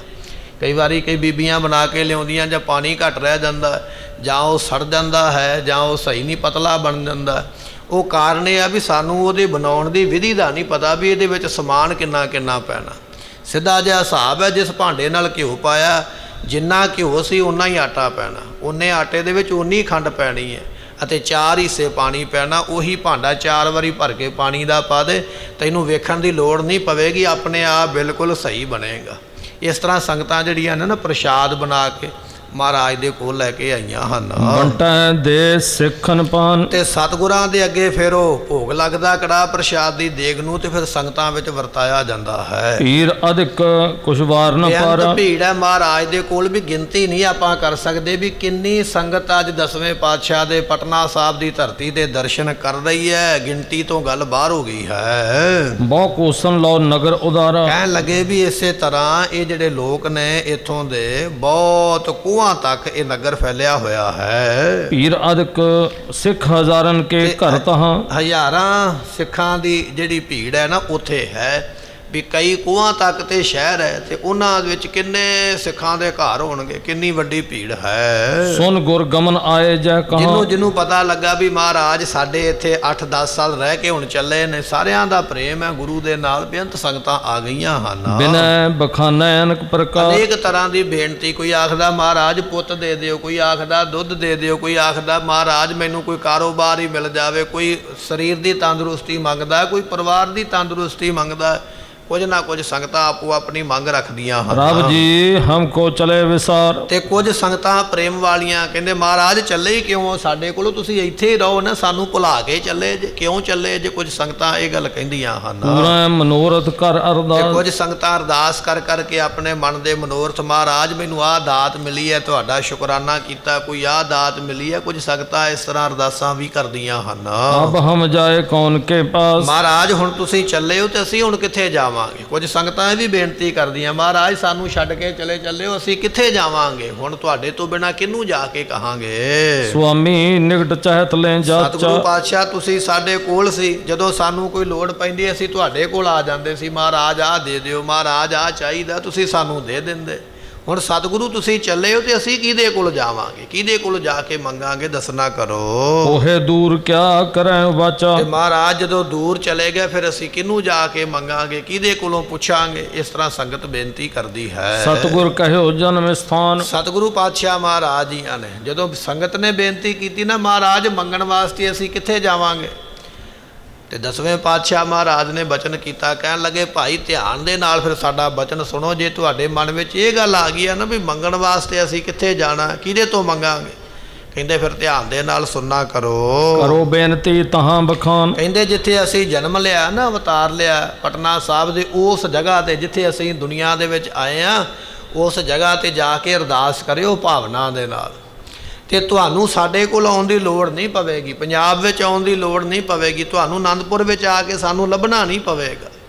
ਜਿੱਥੇ ਅਸੀਂ ਪ੍ਰਕਾਸ਼ ਧਾਰਿਆ ਤੁਸੀਂ ਉਸ ਜਗ੍ਹਾ ਤੇ ਭਾਵਨਾ ਨਾਲ ਅਰਦਾਸ ਕਰਿਓ, ਤੁਹਾਡੀਆਂ ਕਾਮਨਾਵਾਂ ਉੱਥੇ ਪੂਰੀਆਂ ਹੋਣਗੀਆਂ। ਇੱਕ ਵਾਰੀ ਆਖੀਏ ਸਤਨਾਮ ਸ੍ਰੀ ਵਾਹਿਗੁਰੂ। ਅੱਜ ਵੀ ਬੇਅੰਤ ਸੰਗਤਾਂ ਪਟਨਾ ਸਾਹਿਬ ਦੇ ਤਖਤ ਸਾਹਿਬ ਦੇ ਦਰਸ਼ਨ ਕਰਦੀਆਂ, ਅਰਦਾਸਾਂ ਅੱਜ ਵੀ ਹੁੰਦੀਆਂ, ਅੱਜ ਵੀ ਭਾਵਨਾ ਸੰਗਤਾਂ ਦੀ ਪੂਰੀ ਹੋ ਰਹੀ ਹੈ।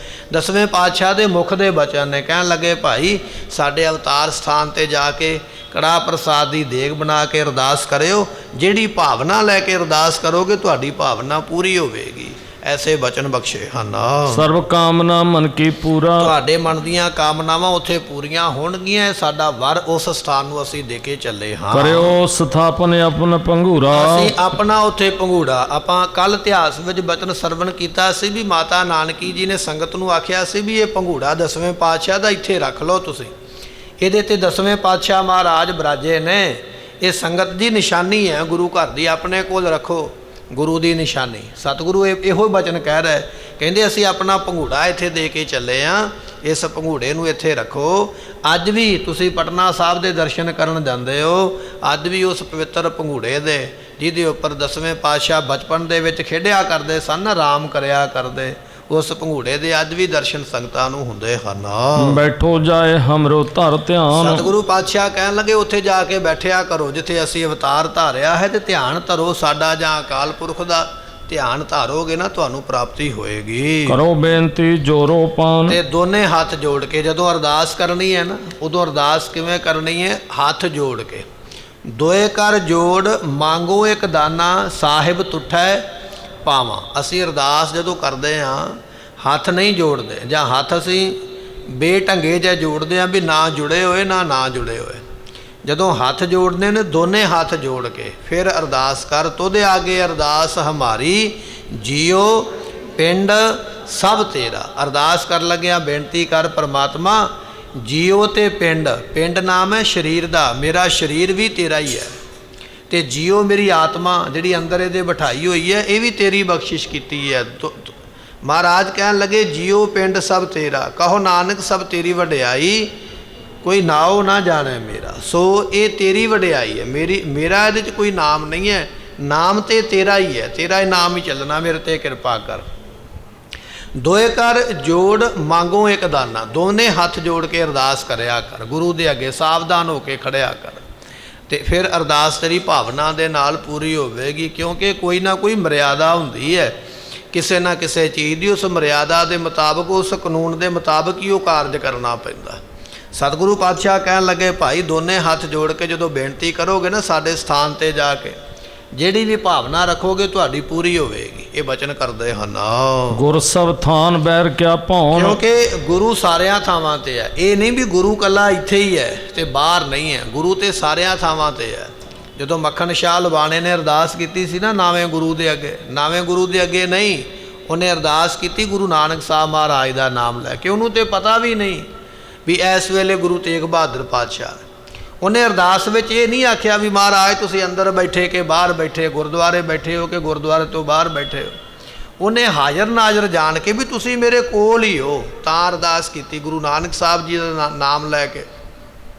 ਤੇ ਸਤਿਗੁਰਾਂ ਨੇ ਉਸ ਦੇ ਬਖਸ਼ਿਸ਼ ਕਰਕੇ ਜਹਾਜ਼ ਉਹਦਾ ਬੰਨੇ ਲਾਇਆ। ਇਤਿਹਾਸ ਆਪਾਂ ਪਿੱਛੇ ਸਰਵਣ ਕਰ ਲਿਆ। ਮਹਾਰਾਜ ਕਹਿਣ ਲੱਗੇ ਜਦੋਂ ਅਰਦਾਸ ਕਰਨੀ ਹੈ ਨਾ, ਤੂੰ ਅਰਦਾਸ ਆਪਣੇ ਘਰ ਖਲੋਤਿਆਂ ਵੀ ਕਰ ਸਕਦਾ, ਆਪਣੇ ਘਰ ਤੋਂ ਬਾਹਰ ਵੀ ਕਰ ਸਕਦਾ। ਜ਼ਰੂਰੀ ਇਹ ਨਹੀਂ ਵੀ ਮੈਂ ਉੱਥੇ ਹੀ ਜਾਵਾਂਗਾ ਤੇ ਫਿਰ ਜਾ ਕੇ। ਅਰਦਾਸ ਕਿਤੇ ਵੀ ਕੀਤੀ ਜਾ ਸਕਦੀ ਹੈ, ਪਰ ਤੇਰੀ ਭਾਵਨਾ ਇਹ ਹੋਣੀ ਚਾਹੀਦੀ ਹੈ ਵੀ ਜਿਹਦੇ ਅੱਗੇ ਮੈਂ ਅਰਦਾਸ ਕਰਦਾ ਪਿਆ ਉਹ ਮੇਰੇ ਕੋਲ ਹੀ ਹੈ। ਹੁਣ ਮੰਨ ਲਓ ਜੇ ਤੂੰ ਗੁਰਦੁਆਰੇ ਆ ਗਿਆ, ਤੇਰੀ ਭਾਵਨਾ ਹੀ ਨਹੀਂ ਬਣੀ ਵੀ ਗੁਰੂ ਮੇਰੇ ਸਾਹਮਣੇ ਆ, ਤੇ ਫਿਰ ਅਰਦਾਸ ਦਾ ਲਾਭ ਕੀ ਹੋਇਆ। ਜਦੋਂ ਅਰਦਾਸ ਕਰਨੀ ਹੈ ਉਦੋਂ ਭਾਵਨਾ ਇਹ ਹੋਏ ਵੀ ਮੇਰਾ ਗੁਰੂ ਮੇਰੇ ਬਚਨਾਂ ਨੂੰ ਸੁਣਦਾ ਪਿਆ ਹੈ, ਮੈਂ ਇਹ ਬਚਨ ਉਹਦੇ ਕੰਨਾਂ ਵਿੱਚ ਕਰਦਾ ਪਿਆ, ਉਹਨੂੰ ਸੁਣਾਉਂਦਾ ਪਿਆ ਹਾਂ। ਗੁਰੂ ਨੂੰ ਹਾਜ਼ਰ ਨਾਜ਼ਰ ਜਾਣ ਕੇ ਅਰਦਾਸ ਕਰ ਪੂਰੀ ਹੁੰਦੀ ਹੈ। ਮੁਖ ਤੇ ਕਹੈ ਕਿ ਧਰ ਕਰਮ, ਸੋ ਉਸ ਵੇਲੇ ਮੁਖ ਤੋਂ ਕਹਿ, ਭਾਵੇਂ ਬੋਲ ਕੇ ਅਰਦਾਸ ਕਰ ਲਾ, ਭਾਵੇਂ ਆਪਣੇ ਬੁੱਲ ਬੰਦ ਕਰਕੇ ਮਨ ਦੇ ਵਿੱਚ ਅਰਦਾਸ ਕਰ ਲਾ, ਦੋਨੇ ਹੀ ਪ੍ਰਵਾਨ ਹੋ ਜਾਣੀਆਂ। ਇਹ ਨਹੀਂ ਕਈ ਵਾਰੀ ਆਪਾਂ ਆਖ ਦਿੰਦੇ ਨੇ ਵੀ ਸਪੀਕਰ ਵਿੱਚ ਮੇਰਾ ਨਾਂ ਨਹੀਂ ਲਿਆ। ਇਹ ਸਾਡੇ ਮਨ ਦੀ ਮਾਤੀ ਹੈ ਵੀ ਸਪੀਕਰ 'ਚ ਨਾਂ ਲਵੇਂਗਾ ਤਾਂ ਫਿਰ ਗੱਲ ਬਣਨੀ। ਅਰਦਾਸ ਨੂੰ ਸਪੀਕਰ ਦੀ ਲੋੜ ਨਹੀਂ ਹੈ। ਮਹਾਰਾਜ ਕਹਿਣ ਲੱਗੇ ਬਚਨ ਆਪਾਂ ਪੜ੍ਹਦੇ ਹਾਂ ਨਾ, ਮੁੱਲਾ ਮਨਾਰੇ ਕਿਆ ਚੜ੍ਹੇ ਸਾਈਂ ਨਾ ਬਹਿਰਾ ਹੋਏ, ਜਾਂ ਕਾਰਨ ਤੂੰ ਬਾਂਗ ਦੇ ਦਿਲ ਹੀ ਭੀਤਰ ਜੋਏ। ਜਦੋਂ ਮੁੱਲਾ ਮੌਲਾਨਾ ਕਾਜੀ ਨਮਾਜ਼ ਪੜ੍ਹਦਾ ਨਾ, ਬੜੀ ਉੱਚੀ ਉਹ ਚੀਕ ਮਾਰ ਕੇ, ਬੜੀ ਉੱਚੀ ਸਾਰਾ ਜ਼ੋਰ ਲਾ ਕੇ ਉਹ ਬੋਲਦਾ। ਅੱਜ ਤੇ ਚਲੋ ਸਪੀਕਰ ਆ ਗਿਆ, ਪਹਿਲਾਂ ਸਪੀਕਰ ਨਹੀਂ ਸੀ, ਉਹ ਉੱਚਾ ਚੜ੍ਹ ਕੇ ਬੋਲਦਾ ਸੀ ਵੀ ਸਾਰੀ ਦੁਨੀਆ ਨੂੰ ਸੁਣੇ। ਤੇ ਬਾਬਾ ਫਰੀਦ ਸਾਹਿਬ ਜੀ ਕਹਿਣ ਲੱਗੇ ਇੰਨੀ ਉੱਚੀ ਆਵਾਜ਼ ਤੂੰ ਤਾਂ ਮਾਰਦਿਆ ਪਿਆ ਵੀ ਰੱਬ ਕਿਤੇ ਬੋਲਾ ਥੋੜ੍ਹੀ ਹੈ ਵੀ ਉੱਚੀ ਆਵਾਜ਼ ਮਾਰਨੀ ਹੈ। ਉਹ ਬੋਲਾ ਨਹੀਂ, ਜਿਹਨੂੰ ਸੁਣਾਉਣ ਵਾਸਤੇ ਤੂੰ ਜ਼ੋਰ ਲਾਉਂਦਾ ਪਿਆ ਹੈ। ਮੁੱਲਾ ਮਨਾਰੇ ਕਿਆ ਚੜ੍ਹੇ, ਮਨਾਰੇ ਚੁਬਾਰੇ ਦੇ ਉੱਪਰ ਬੰਨੇ ਦੇ ਉੱਪਰ ਚੜ੍ਹ ਕੇ ਖਲੋਤਾ ਹੋਇਆ। ਸਾਈਂ ਨਾ ਬਹਿਰਾ ਹੋਏ, ਰੱਬ ਕੋਈ ਬੋਲਾ ਨਹੀਂ ਹੈ। ਜਾਂ ਕਾਰਨ ਤੂੰ ਬਾਂਗ ਦੇ, ਜਿਹਨੂੰ ਸੁਣਾਉਣ ਵਾਸਤੇ ਉੱਚੀ ਬਾਂਗ ਦੇਣਾ ਕੁੱਕੜ ਦੇ ਵਾਂਗ ਜ਼ੋਰ ਲਾ ਲਾ ਕੇ, ਦਿਲ ਹੀ ਭੀਤਰ ਸੋਏ, ਉਹ ਤੇਰੇ ਅੰਦਰ ਹੀ ਬੈਠਾ ਹੋਇਆ। ਅਰਦਾਸ ਦੇ ਵਿੱਚ ਇਹ ਨਹੀਂ ਹੈ ਵੀ ਮੇਰਾ ਨਾਮ ਸਪੀਕਰ ਵਿੱਚ ਲਿਆ ਜਾਵੇ ਤੇ ਤਾਂ ਹੀ ਹੈ। ਤੂੰ ਮੂੰਹ ਤੋਂ ਬੋਲ ਵੀ ਕੁਝ ਨਾ, ਪਰ ਅੰਦਰੋਂ ਹੀ ਕਹਿ ਦੇ, ਉਹ ਵੀ ਪ੍ਰਵਾਨ ਹੋ ਜਾਂਦਾ। ਪਰ ਅਸਲ ਵਿੱਚ ਅਸੀਂ ਅਰਦਾਸ ਇਹ ਨਹੀਂ ਕਰਾਉਣ ਆਏ ਵੀ ਗੁਰੂ ਨੂੰ ਸੁਣੇ, ਅਸੀਂ ਅਰਦਾਸ ਕਰਾਉਣੇ ਆ ਲੋਕਾਂ ਨੂੰ ਪਤਾ ਲੱਗੇ ਵੀ ਮੈਂ ਪੱਖਾ ਦੇ ਕੇ ਚੱਲਿਆ। ਇਹ ਸਪੀਕਰ ਵਿੱਚ ਹੋਣਾ ਚਾਹੀਦਾ, ਤਾਂ ਹੀ ਦੁਨੀਆ ਨੂੰ ਪਤਾ ਲੱਗੇਗਾ ਮੈਂ ਆਹ ਕੁਝ ਦਿੱਤਾ ਹੈ, ਇਹ ਸਪੀਕਰ ਵਿੱਚ ਬੋਲਿਆ ਜਾਵੇ ਉੱਚੀ, ਤਾਂ ਕਿ ਦੁਨੀਆ ਨੂੰ ਪਤਾ ਲੱਗੇ ਵੀ ਮੈਂ ਬੜਾ ਦਾਨ ਕਰਕੇ ਚੱਲਿਆ। ਮਹਾਰਾਜ ਕਹਿਣ ਲੱਗੇ ਇਹ ਤੇ ਤੇਰੇ ਮਨ ਦਾ ਇੱਕ ਖਿਆਲ ਹੈ। ਉਹ ਪਰਮਾਤਮਾ ਕੀੜੀ ਦੀ ਪੁਕਾਰ ਵੀ ਸੁਣਦਾ। ਤੁਸੀਂ ਕਦੇ ਕੀੜੀ ਦੀ ਆਵਾਜ਼ ਸੁਣੀ ਹੈ? ਮੱਛਰ ਦੀ ਆਵਾਜ਼ ਤੇ ਫਿਰ ਵੀ ਅਸੀਂ ਸੁਣਦੇ ਹਾਂ, ਜਦੋਂ ਉੱਡਦਾ ਉੱਡਦਾ ਸਾਡੇ ਕੰਨ ਕੋਲ ਆਉਂਦਾ ਸਾਨੂੰ ਪਤਾ ਵੀ ਇਹ ਮੱਛਰ ਆ ਗਿਆ। ਮੱਛਰ ਦੀ ਆਵਾਜ਼ ਤੇ ਫਿਰ ਵੀ ਸੁਣਦੇ ਹਾਂ। ਕੀੜੀ ਭਾਵੇਂ ਸਾਡੇ ਕੰਨ ਦੇ ਵਿੱਚ ਵੀ ਵੜ ਜਾਵੇ, ਕੀੜੀ ਦੀ ਆਵਾਜ਼ ਸਾਨੂੰ ਸੁਣਾਈ ਨਹੀਂ ਦਿੰਦੀ ਹੈ। ਪਰ 10ਵੇਂ ਪਾਤਸ਼ਾਹ ਨੇ ਲਿਖਿਆ, ਕਹਿਣ ਲੱਗੇ ਹੋ ਸਕਦਾ ਹਾਥੀ ਦੀ ਪੁਕਾਰ ਰੱਬ ਤੱਕ ਜਾਣ ਲੱਗਿਆਂ ਡੇਰੀ ਲੱਗਦੀ ਹੋਵੇ, ਚੀਟੀ ਕੀ ਪੁਕਾਰ ਪਹਿਲੇ ਸੁਣੀਅਤ ਹੈ। ਕੀੜੀ ਦੀ ਉਹ ਪਹਿਲਾਂ ਸੁਣ ਲੈਂਦਾ, ਪਰ ਕੀੜੀ ਦੀ ਆਵਾਜ਼ ਆਪਾਂ ਨਹੀਂ ਕਦੇ ਸੁਣੀ, ਰੱਬ ਸੁਣ ਲੈਂਦਾ। ਹੁਣ ਕੀੜੀ ਤੇ ਵਿਚਾਰੀ ਬੋਲਦੀ ਨਹੀਂ ਨਾ, ਬਿਲਕੁਲ ਬੋਲਦੀ ਹੋਵੇਗੀ ਤੇ ਉਹ ਰੱਬ ਨੂੰ ਹੀ ਸੁਣਾਈ ਦਿੰਦਾ, ਸਾਨੂੰ ਨਹੀਂ। ਭਾਵੇਂ ਕੰਨ ਵਿੱਚ ਕੀੜੀ ਪੈ ਜਾਵੇ ਪਤਾ ਨਹੀਂ ਲੱਗਦਾ ਵੀ ਕੀ ਬੋਲਦੀ ਹੈ। ਹਾਥੀ ਨੇ ਚੀਕ ਮਾਰ ਕੇ ਗੱਜਿਆ, ਪਰ ਚੀਕ ਮਾਰਨ ਵਾਲਾ, ਉੱਚੀ ਰੌਲਾ ਪਾਉਣ ਵਾਲਾ ਹਾਥੀ, ਉਹਦੀ ਪੁਕਾਰ ਨਹੀਂ ਗਈ। ਪੁਕਾਰ ਉਹਦੀ ਗਈ ਹੈ ਜਿਹਦੀ ਆਵਾਜ਼ ਵੀ ਨਹੀਂ, ਗੱਲ ਤੇ ਭਾਵਨਾ ਦੀ ਹੈ। ਜੇ ਭਾਵਨਾ ਹੈ ਤੇ ਮੂੰਹੋਂ ਭਾਵੇਂ ਸ਼ਬਦ ਨਿਕਲਣ ਤੇ ਭਾਵੇਂ ਨਾ ਨਿਕਲ। ਕਈ ਵਾਰੀ ਅਸੀਂ ਸੋਚਦੇ ਹਾਂ ਵੀ ਜਿਹੜੀ ਅਰਦਾਸ ਗੁੜਕਾ ਸਾਹਿਬ ਤੇ ਲਿਖੀ ਹੈ ਨਾ, ਮੈਨੂੰ ਪੂਰੀ ਇਹ ਆਵੇਗੀ ਤੇ ਤਾਂ ਮੈਂ ਕਰਾਂਗਾ। ਅਰਦਾਸ ਦੇ ਸ਼ਬਦ ਨਹੀਂ ਹੁੰਦੇ, ਅਰਦਾਸ ਦੇ ਵਿੱਚ ਤੇਰੀ ਭਾਵਨਾ ਹੁੰਦੀ ਹੈ। ਤੇਰੀ ਕਿਹੜੀ ਭਾਵਨਾ? ਜੇ ਸ਼ਬਦ ਤੈਨੂੰ ਨਹੀਂ ਵੀ ਬੋਲਣੇ ਆਉਂਦੇ, ਸਿੱਧਾ ਵੀ ਕਹਿ ਦੇਵੇਂਗਾ ਤੇ ਉਹ ਵੀ ਮੰਨੀ ਜਾਣੀ ਹੈ। ਇਹ ਨਹੀਂ ਵੀ ਉਹ ਸਾਰੀ ਤਾਂ ਪੜ੍ਹੇਗਾ ਤੇ ਤਾਂ ਮੰਨੀ ਜਾਣੀ। ਅਰਦਾਸ ਕਰਨ ਵਾਲਾ ਜਾਂ ਅਰਦਾਸ ਕਰਾਉਣ ਵਾਲਾ ਮੰਨੀ ਤਾਂ ਜਾਣੀ ਹੈ ਉਹਦੀ ਭਾਵਨਾ ਹੋਵੇ। ਅਰਦਾਸ ਕਰਨ ਵਾਲੇ ਦਾ ਕੰਮ ਹੈ ਅਰਦਾਸ ਕਰਨੀ, ਉਹਦੀ ਭਾਵਨਾ ਉਨੀ ਨਹੀਂ ਹੈ। ਉਹਦੇ ਕੋਲ ਤੇ ਜੇ ਖੁਸ਼ੀ ਵਾਲਾ ਆ ਗਿਆ ਉਹਨੇ ਖੁਸ਼ੀ ਦੀ ਕਰ ਦੇਣੀ, ਜੇ ਮੌਤ ਵਾਲਾ ਆ ਗਿਆ ਉਹਨੇ ਮੌਤ ਦੀ ਕਰ ਦੇਣੀ। ਉਹਨੇ ਤਾਂ ਕਰੀ ਜਾਣੀ, ਨਾ ਉਹਨੂੰ ਮੌਤ ਦਾ ਗਮ ਹੈ, ਨਾ ਉਹਨੂੰ ਖੁਸ਼ੀ ਦਾ ਗਮ ਹੈ, ਨਾ ਉਹਨੂੰ ਖੁਸ਼ੀ ਦੀ ਖੁਸ਼ੀ ਹੈ, ਨਾ ਮੌਤ ਦਾ ਗਮ ਹੈ। ਪਰ ਜਦੋਂ ਆਪਾਂ ਪਰਿਵਾਰ ਨੂੰ ਖੜਾ ਕਰੀਦਾ ਵੀ ਇੱਥੇ ਖੜ ਮੇਰੇ ਕੋਲ, ਮੈਂ ਅਰਦਾਸ ਕਰਦਾ, ਉਹ ਅਰਦਾਸ ਪ੍ਰਵਾਨ ਹੋਣੀ ਹੈ। ਜਿਹੜਾ ਕੋਲ ਖੜਾ ਹੈ ਨਾ, ਉਹਦੀ ਭਾਵਨਾ ਕੀ ਹੈ, ਉਹ ਕਿੰਨੀ ਕੁ ਭਾਵਨਾ ਰੱਖਦਾ, ਕਿੰਨਾ ਕੁ ਪ੍ਰੇਮ ਰੱਖਦਾ, ਕਿੰਨੀ ਕੁ ਸ਼ਰਧਾ ਰੱਖਦਾ। ਰੱਬ ਨੇ ਉਹਦੀ ਸ਼ਰਧਾ ਵੀ ਵੇਖਣੀ ਹੈ ਜਿਹੜਾ ਕਰਾਉਣ ਵਾਸਤੇ ਆਇਆ, ਤੇ ਭਾਵਨਾ ਉਹਦੀ ਵੀ ਵੇਖਣੀ ਹੈ ਜਿਹੜਾ ਕਰਦਾ ਪਿਆ ਵੀ ਇਹ ਕੀ ਸਮਝ ਕੇ ਕਰਦਾ ਪਿਆ, ਹਾਜ਼ਰ ਨਾਜ਼ਰ ਸਮਝ ਕੇ ਕਰਦਾ ਹੈ ਕਿ ਦੁਨੀਆ ਨੂੰ ਵਿਖਾਵੇ ਵਾਸਤੇ ਕਰਦਾ। ਮਹਾਰਾਜ ਕਹਿਣ ਲੱਗੇ ਭਾਈ ਉਹਨਾਂ ਦੀਆਂ ਆਸਾਂ ਪੂਰੀਆਂ ਹੁੰਦੀਆਂ ਜਿਹੜੇ ਅੰਦਰੋਂ ਕਰਦੇ ਨੇ, ਸ਼ਬਦਾਂ ਦੀ ਲੋੜ ਨਹੀਂ ਹੁੰਦੀ। ਤੇਰੇ ਅੰਦਰ ਦੀ ਫਰਿਆਦ ਬਿਨ ਬੋਲਿਆ ਸਭ ਕੀ ਜਾਣਦਾ। ਤੇ ਬੋਲਾਂਗੇ ਤੇ ਅਸੀਂ ਮੂੰਹ ਨਾਲ, ਜ਼ੁਬਾਨ ਨਾਲ। ਜੇ ਜ਼ੁਬਾਨ ਹੀ ਬੰਦ ਕਰ ਲਈਏ, ਮੂੰਹ ਬੰਦ ਕਰ ਲਈਏ, ਫਿਰ ਤੇ ਅਸੀਂ ਬੋਲੇ ਨਹੀਂ। ਇਹਦਾ ਮਤਲਬ ਇਹ ਹੋਇਆ ਵੀ ਰੱਬ ਨੂੰ ਤੇ ਪਤਾ ਨਹੀਂ ਲੱਗਾ। ਨਹੀਂ, ਤੂੰ ਬੋਲ ਤੇ ਭਾਵੇਂ ਨਾ ਬੋਲ, ਉਹਨੂੰ ਸਭ ਕੁਝ ਪਹਿਲਾਂ ਹੀ ਪਤਾ ਵੀ ਤੂੰ ਕੀ ਚਾਹੁੰਦਾ। ਉਹ ਮਨ ਦੀ ਗੱਲ ਵੀ ਸੁਣ ਲੈਂਦਾ ਹੈ। ਸਤਿਗੁਰ ਜਾਣੈ ਸਭ ਕੇ ਮਨ ਕੀ। ਕਿਉਂਕਿ ਮਹਾਰਾਜ ਤੂੰ ਘਰੋਂ ਨਹੀਂ ਨਾ ਚੱਲਿਆ, ਹਲੇ ਚੱਲਣਾ ਹੈ। ਚੱਲਣ ਲੱਗਿਆ ਰਾਹ ਵਿੱਚ ਸੋਚੇਗਾ ਵੀ ਅੱਜ ਮੈਂ ਅਰਦਾਸ ਕਰਨੀ ਹੈ। ਤੂੰ ਸੋਚੇਗਾ, ਪਰ ਉਹਨੂੰ ਪਹਿਲਾਂ ਪਤਾ ਵੀ ਤੂੰ ਸੋਚਣਾ ਕੀ ਹੈ। ਉਹ ਤੇ ਬਿਨਾਂ ਬੋਲਣ ਤੋਂ, ਬਿਨਾਂ ਕਹਿਣ ਤੋਂ, ਬਿਨਾਂ ਸੋਚਣ ਤੋਂ ਪਹਿਲਾਂ ਹੀ ਸੋਚੀ ਬੈਠਾ ਤੈਨੂੰ ਕੀ ਚਾਹੀਦਾ। ਇਸ ਤਰ੍ਹਾਂ ਮਹਾਰਾਜ ਮਨ ਦੀਆਂ ਜਾਣਦੇ ਹਨ। ਕਿਉਂ ਨਾ ਪਰਹੰਗੇ ਆਸਾ ਜਨ ਕੀ। ਤੇ ਜਦੋਂ ਤੇਰੀ ਭਾਵਨਾ ਹੋਵੇਗੀ ਨਾ, ਸ਼ਰਧਾ ਹੋਵੇਗੀ, ਤੇ ਫਿਰ ਸ਼ਰਧਾ ਤੇਰੀ ਹੋਵੇਗੀ ਤੇ ਤੇਰੀ ਪੂਰੀ ਕਿਵੇਂ ਨਹੀਂ ਹੋਵੇਗੀ। ਭਾਵਨਾ ਹੋਵੇ ਤੇ ਪੂਰੀ ਕਿਵੇਂ ਨਾ ਹੋਵੇ, ਕਿਵੇਂ ਹੋ ਸਕਦਾ ਹੈ। ਜਿਨ੍ਹਾਂ ਦੇ ਮਨ ਵਿੱਚ ਭਾਵਨਾ ਹੈ, ਸ਼ਰਧਾ ਹੈ, ਉਹਨਾਂ ਨੂੰ ਭਰੋਸਾ ਹੈ ਇਹ ਪੂਰੀ ਜ਼ਰੂਰ ਹੋਵੇਗੀ। ਸਤਿਗੁਰੂ ਮੇਰਾ ਐਡਾ ਸਮਰੱਥ ਹੈ, ਮੇਰੀ ਗੱਲ ਨੂੰ ਮੋੜੇਗਾ ਨਹੀਂ, ਜਾਂ ਮੇਰਾ ਗੁਰੂ ਇੰਨਾ ਤਾਕਤਵਰ ਹੈ ਜੋ ਮੈਂ ਮੰਗਾਂਗਾ ਉਹ ਜ਼ਰੂਰ ਦੇਵੇਗਾ। ਐਸੀ ਭਾਵਨਾ ਤੇਰੇ ਮਨ ਵਿੱਚ ਹੋਣੀ ਚਾਹੀਦੀ ਹੈ। ਸਹਿਤ ਮਸੰਦਨ ਸੰਗਤ ਸੁਣ ਕੇ। ਜਦੋਂ ਮਹਾਰਾਜ ਨੇ ਬਚਨ ਕੀਤੇ ਨਾ ਇਹ ਸਾਰੀ ਸੰਗਤ ਨੂੰ, ਹੁਣ ਆਪਣੇ ਘਰਾਂ ਵਿੱਚ 8-10 ਸਾਲ ਦੇ ਬੱਚੇ ਨੇ, ਉਹਨਾਂ ਨੂੰ ਚੰਗੀ ਤਰ੍ਹਾਂ ਸਤਿ ਸ੍ਰੀ ਅਕਾਲ ਕਰਨੀ ਵੀ ਨਹੀਂ ਆਉਂਦੀ ਹੈ। ਬੋਲਣਾ ਜਾਂ ਕਿਸੇ ਦੇ ਕੋਲ ਗੱਲਬਾਤ ਕਰਨੀ ਦੂਰ ਦੀ ਗੱਲ ਹੈ। ਪਰ ਮਹਾਰਾਜ ਦੀ ਉਮਰ ਇੰਨੀ ਕੋਈ ਹੈ। ਜਦੋਂ ਮਹਾਰਾਜ ਨੇ ਬਚਨ ਕੀਤੇ, ਜਦੋਂ ਸਾਰੀ ਸੰਗਤ ਵਿੱਚ ਇਹ ਬਚਨ ਕੀਤੇ ਨਾ 10ਵੇਂ ਪਾਤਸ਼ਾਹ ਨੇ, ਗੋਬਿੰਦ ਰਾਏ ਜੀਆਂ ਨੇ, ਸਾਰਿਆਂ ਨੇ ਸੁਣੇ, ਸੰਗਤ ਨੇ ਵੀ ਸੁਣ ਲਿਆ ਬਚਨ, ਤੇ ਹੋਰ ਵੀ ਜਿਹੜੇ ਹਨ ਬਿਸਮਾਨੇ ਪੂਰਨ ਗੁਰਗੁਣ ਕਹਿ। ਮਾਤਾ ਨੇ ਵੀ ਸੁਣੇ, ਸੰਗਤਾਂ ਨੇ, ਜਿਹੜੇ ਗੁਰੂ ਘਰ ਦੇ ਪ੍ਰਬੰਧਕ ਸਨ, ਜਥੇਦਾਰ, ਉਹਨਾਂ ਨੇ ਵੀ ਸੁਣੇ। ਸਾਰੇ ਸੁਣ ਕੇ ਹੈਰਾਨ ਹੋ ਗਿਆ, ਕਹਿਣ ਲੱਗੇ ਇੰਨੀ ਨਿੱਕੀ ਉਮਰ ਦੇ ਵਿੱਚ ਏਡਾ ਵੱਡਾ ਬਚਨ ਵੀ ਗੁਰੂ ਤੇ ਮਨ ਦੀ ਸੁਣਦਾ, ਉਹਨੂੰ ਤੇ ਬੋਲਣ ਦੀ ਵੀ ਲੋੜ ਨਹੀਂ। ਉਹਦੇ ਅੱਗੇ ਹੱਥ ਜੋੜ ਕੇ ਅਰਦਾਸ ਕਰਿਆ ਕਰ ਭਾਵਨਾ ਦੇ ਨਾਲ, ਜਿਹੜੀ ਤੂੰ ਕਰੇਂਗਾ ਪੂਰੀ ਹੋਵੇਗੀ। ਜਦੋਂ ਇਹ ਗੱਲਾਂ ਸੁਣੀਆਂ ਸਾਰੇ ਹੈਰਾਨ ਹੋ ਗਏ। ਉਮਰਾਂ ਤੇ ਛੋਟੀ ਹੈ, ਬਚਨ ਬੜਾ ਵੱਡਾ ਕਹਿ ਦਿੱਤਾ, ਕਿਉਂਕਿ ਉਹ ਧੁਰ ਤੋਂ ਗੁਰੂ ਨੇ। ਜਦੋਂ ਭਾਈ ਜੈਤਾ ਜੀ ਸੀਸ ਲੈ ਕੇ ਆਏ ਨਾ 9ਵੇਂ ਪਾਤਸ਼ਾਹ ਦਾ ਦਿੱਲੀ ਤੋਂ, ਉਸ ਵੇਲੇ ਮਹਾਰਾਜ ਜੀ ਅਨੰਦਪੁਰ ਸਾਹਿਬ ਦੀ ਧਰਤੀ ਤੇ ਗੋਬਿੰਦ ਰਾਏ ਸਾਹਿਬ ਜੀ ਸੀਸ ਲਿਆ ਕੇ ਅੱਗੇ ਸਾਹਮਣੇ ਜਦੋਂ ਬਿਰਾਜਮਾਨ ਕੀਤਾ, ਸੰਗਤ ਰੋਂਦੀ ਪਈ ਹੈ। ਬੜਾ ਦੁੱਖ, ਬੜਾ ਵਿਰਾਗਮਈ ਦ੍ਰਿਸ਼ ਉਸ ਵੇਲੇ ਦਾ, ਜਦੋਂ ਸੀਸ ਆਇਆ। ਜਿਹਨੂੰ ਆਪਾਂ ਪਿਆਰ ਕਰਦੇ ਹੋਈਏ, ਦਿਲੋਂ ਸਤਿਕਾਰ ਕਰਦੇ ਹੋਈਏ, ਦਿਲੋਂ ਪ੍ਰੇਮ ਕਰਦੇ ਹੋਈਏ, ਸਰੀਰ ਤੇ ਛੱਡ ਜਾਵੇ ਪਰ ਸਰੀਰ ਦਾ ਇੱਕ ਅੰਗ ਹੀ ਆਵੇ, ਇਕੱਲਾ ਸਿਰ ਹੀ ਆਵੇ, ਤੇ ਵਿਰਾਗ ਤੇ ਹੁੰਦਾ ਹੀ ਹੈ ਨਾ ਮਨ ਦੇ ਵਿੱਚ। ਸਾਰੀ ਸੰਗਤ ਵਿਰਾਗ ਕਰਦੀ ਪਈ। 10ਵੇਂ ਪਾਤਸ਼ਾਹ ਮਹਾਰਾਜ ਜੀਆਂ ਨੇ ਆਪਣੇ ਪਿਤਾ ਦੇ ਸੀਸ ਨੂੰ ਨਮਸਕਾਰ ਕੀਤੀ, ਤੱਕਿਆ ਤੇ ਭਾਈ ਜੈਤੇ ਦੇ ਵੱਲ ਵੇਖਿਆ ਮਹਾਰਾਜ ਜੀਆਂ ਨੇ। ਕਹਿਣ ਲੱਗੇ, ਜੈਤਿਆ, ਜਦੋਂ ਇਹ ਏਡਾ ਵੱਡਾ ਕੁਰਬਾਨੀ ਵਾਲਾ ਹੋ ਰਿਹਾ ਸੀਗਾ, ਉੱਥੇ ਕੁਰਬਾਨੀ ਹੋ ਰਹੀ ਸੀ, ਜਦੋਂ ਇਹ ਸਭ ਕੁਝ ਹੋ ਰਿਹਾ ਸੀ, ਕਿਸੇ ਨੇ ਇਹ ਨਹੀਂ ਆਖਿਆ ਵੀ ਪਾਪ ਹੋ ਰਿਹਾ, ਕਿਸੇ ਦੀ ਆਤਮਾ ਜਾਗੀ ਨਹੀਂ, ਕਿਸੇ ਦੀ ਆਤਮਾ ਤੜਫੀ ਨਹੀਂ ਵੀ ਇਹ ਕੀ ਹੋ ਰਿਹਾ, ਗੁਰੂ ਦਾ ਕੀ ਦੋਸ਼ ਹੈ। ਤੇ ਭਾਈ ਜੈਤੇ ਨੇ ਹੌਲੀ ਜਿਹਾ ਵੈਰਾਗ ਦੇ ਵਿੱਚ ਰੋਂਦੇ ਹੋਏ ਨੇ ਆਖਿਆ, ਕਹਿਣ ਲੱਗਾ, ਮਹਾਰਾਜ ਦੁਨੀਆ ਤੇ ਬੜੀ ਖਲੋਤੀ ਸੀ, ਉੱਥੇ ਚੌਂਕ ਭਰਿਆ ਪਿਆ ਸੀ, ਦਿੱਲੀ ਦੇ ਸਾਰੇ ਲੋਕ ਸੱਦੇ ਗਏ ਸਨ ਢੋਲ ਵਜਾ ਕੇ, ਦੁਨੀਆ ਤੇ ਬੜੀ ਖਲੋਤੀ ਹੈ, ਪਰ ਹੁਣ ਕੀ ਪਤਾ ਵੀ ਇਹ ਗੁਰੂ ਦਾ ਪ੍ਰੇਮੀ ਹੈ ਕਿ ਨਹੀਂ, ਇਹ ਗੁਰੂ ਦਾ ਸਿੱਖ ਹੈ ਕਿ ਨਹੀਂ, ਕੋਈ ਪਛਾਣ ਥੋੜੀ ਹੈ ਸਿੱਖ ਦੀ।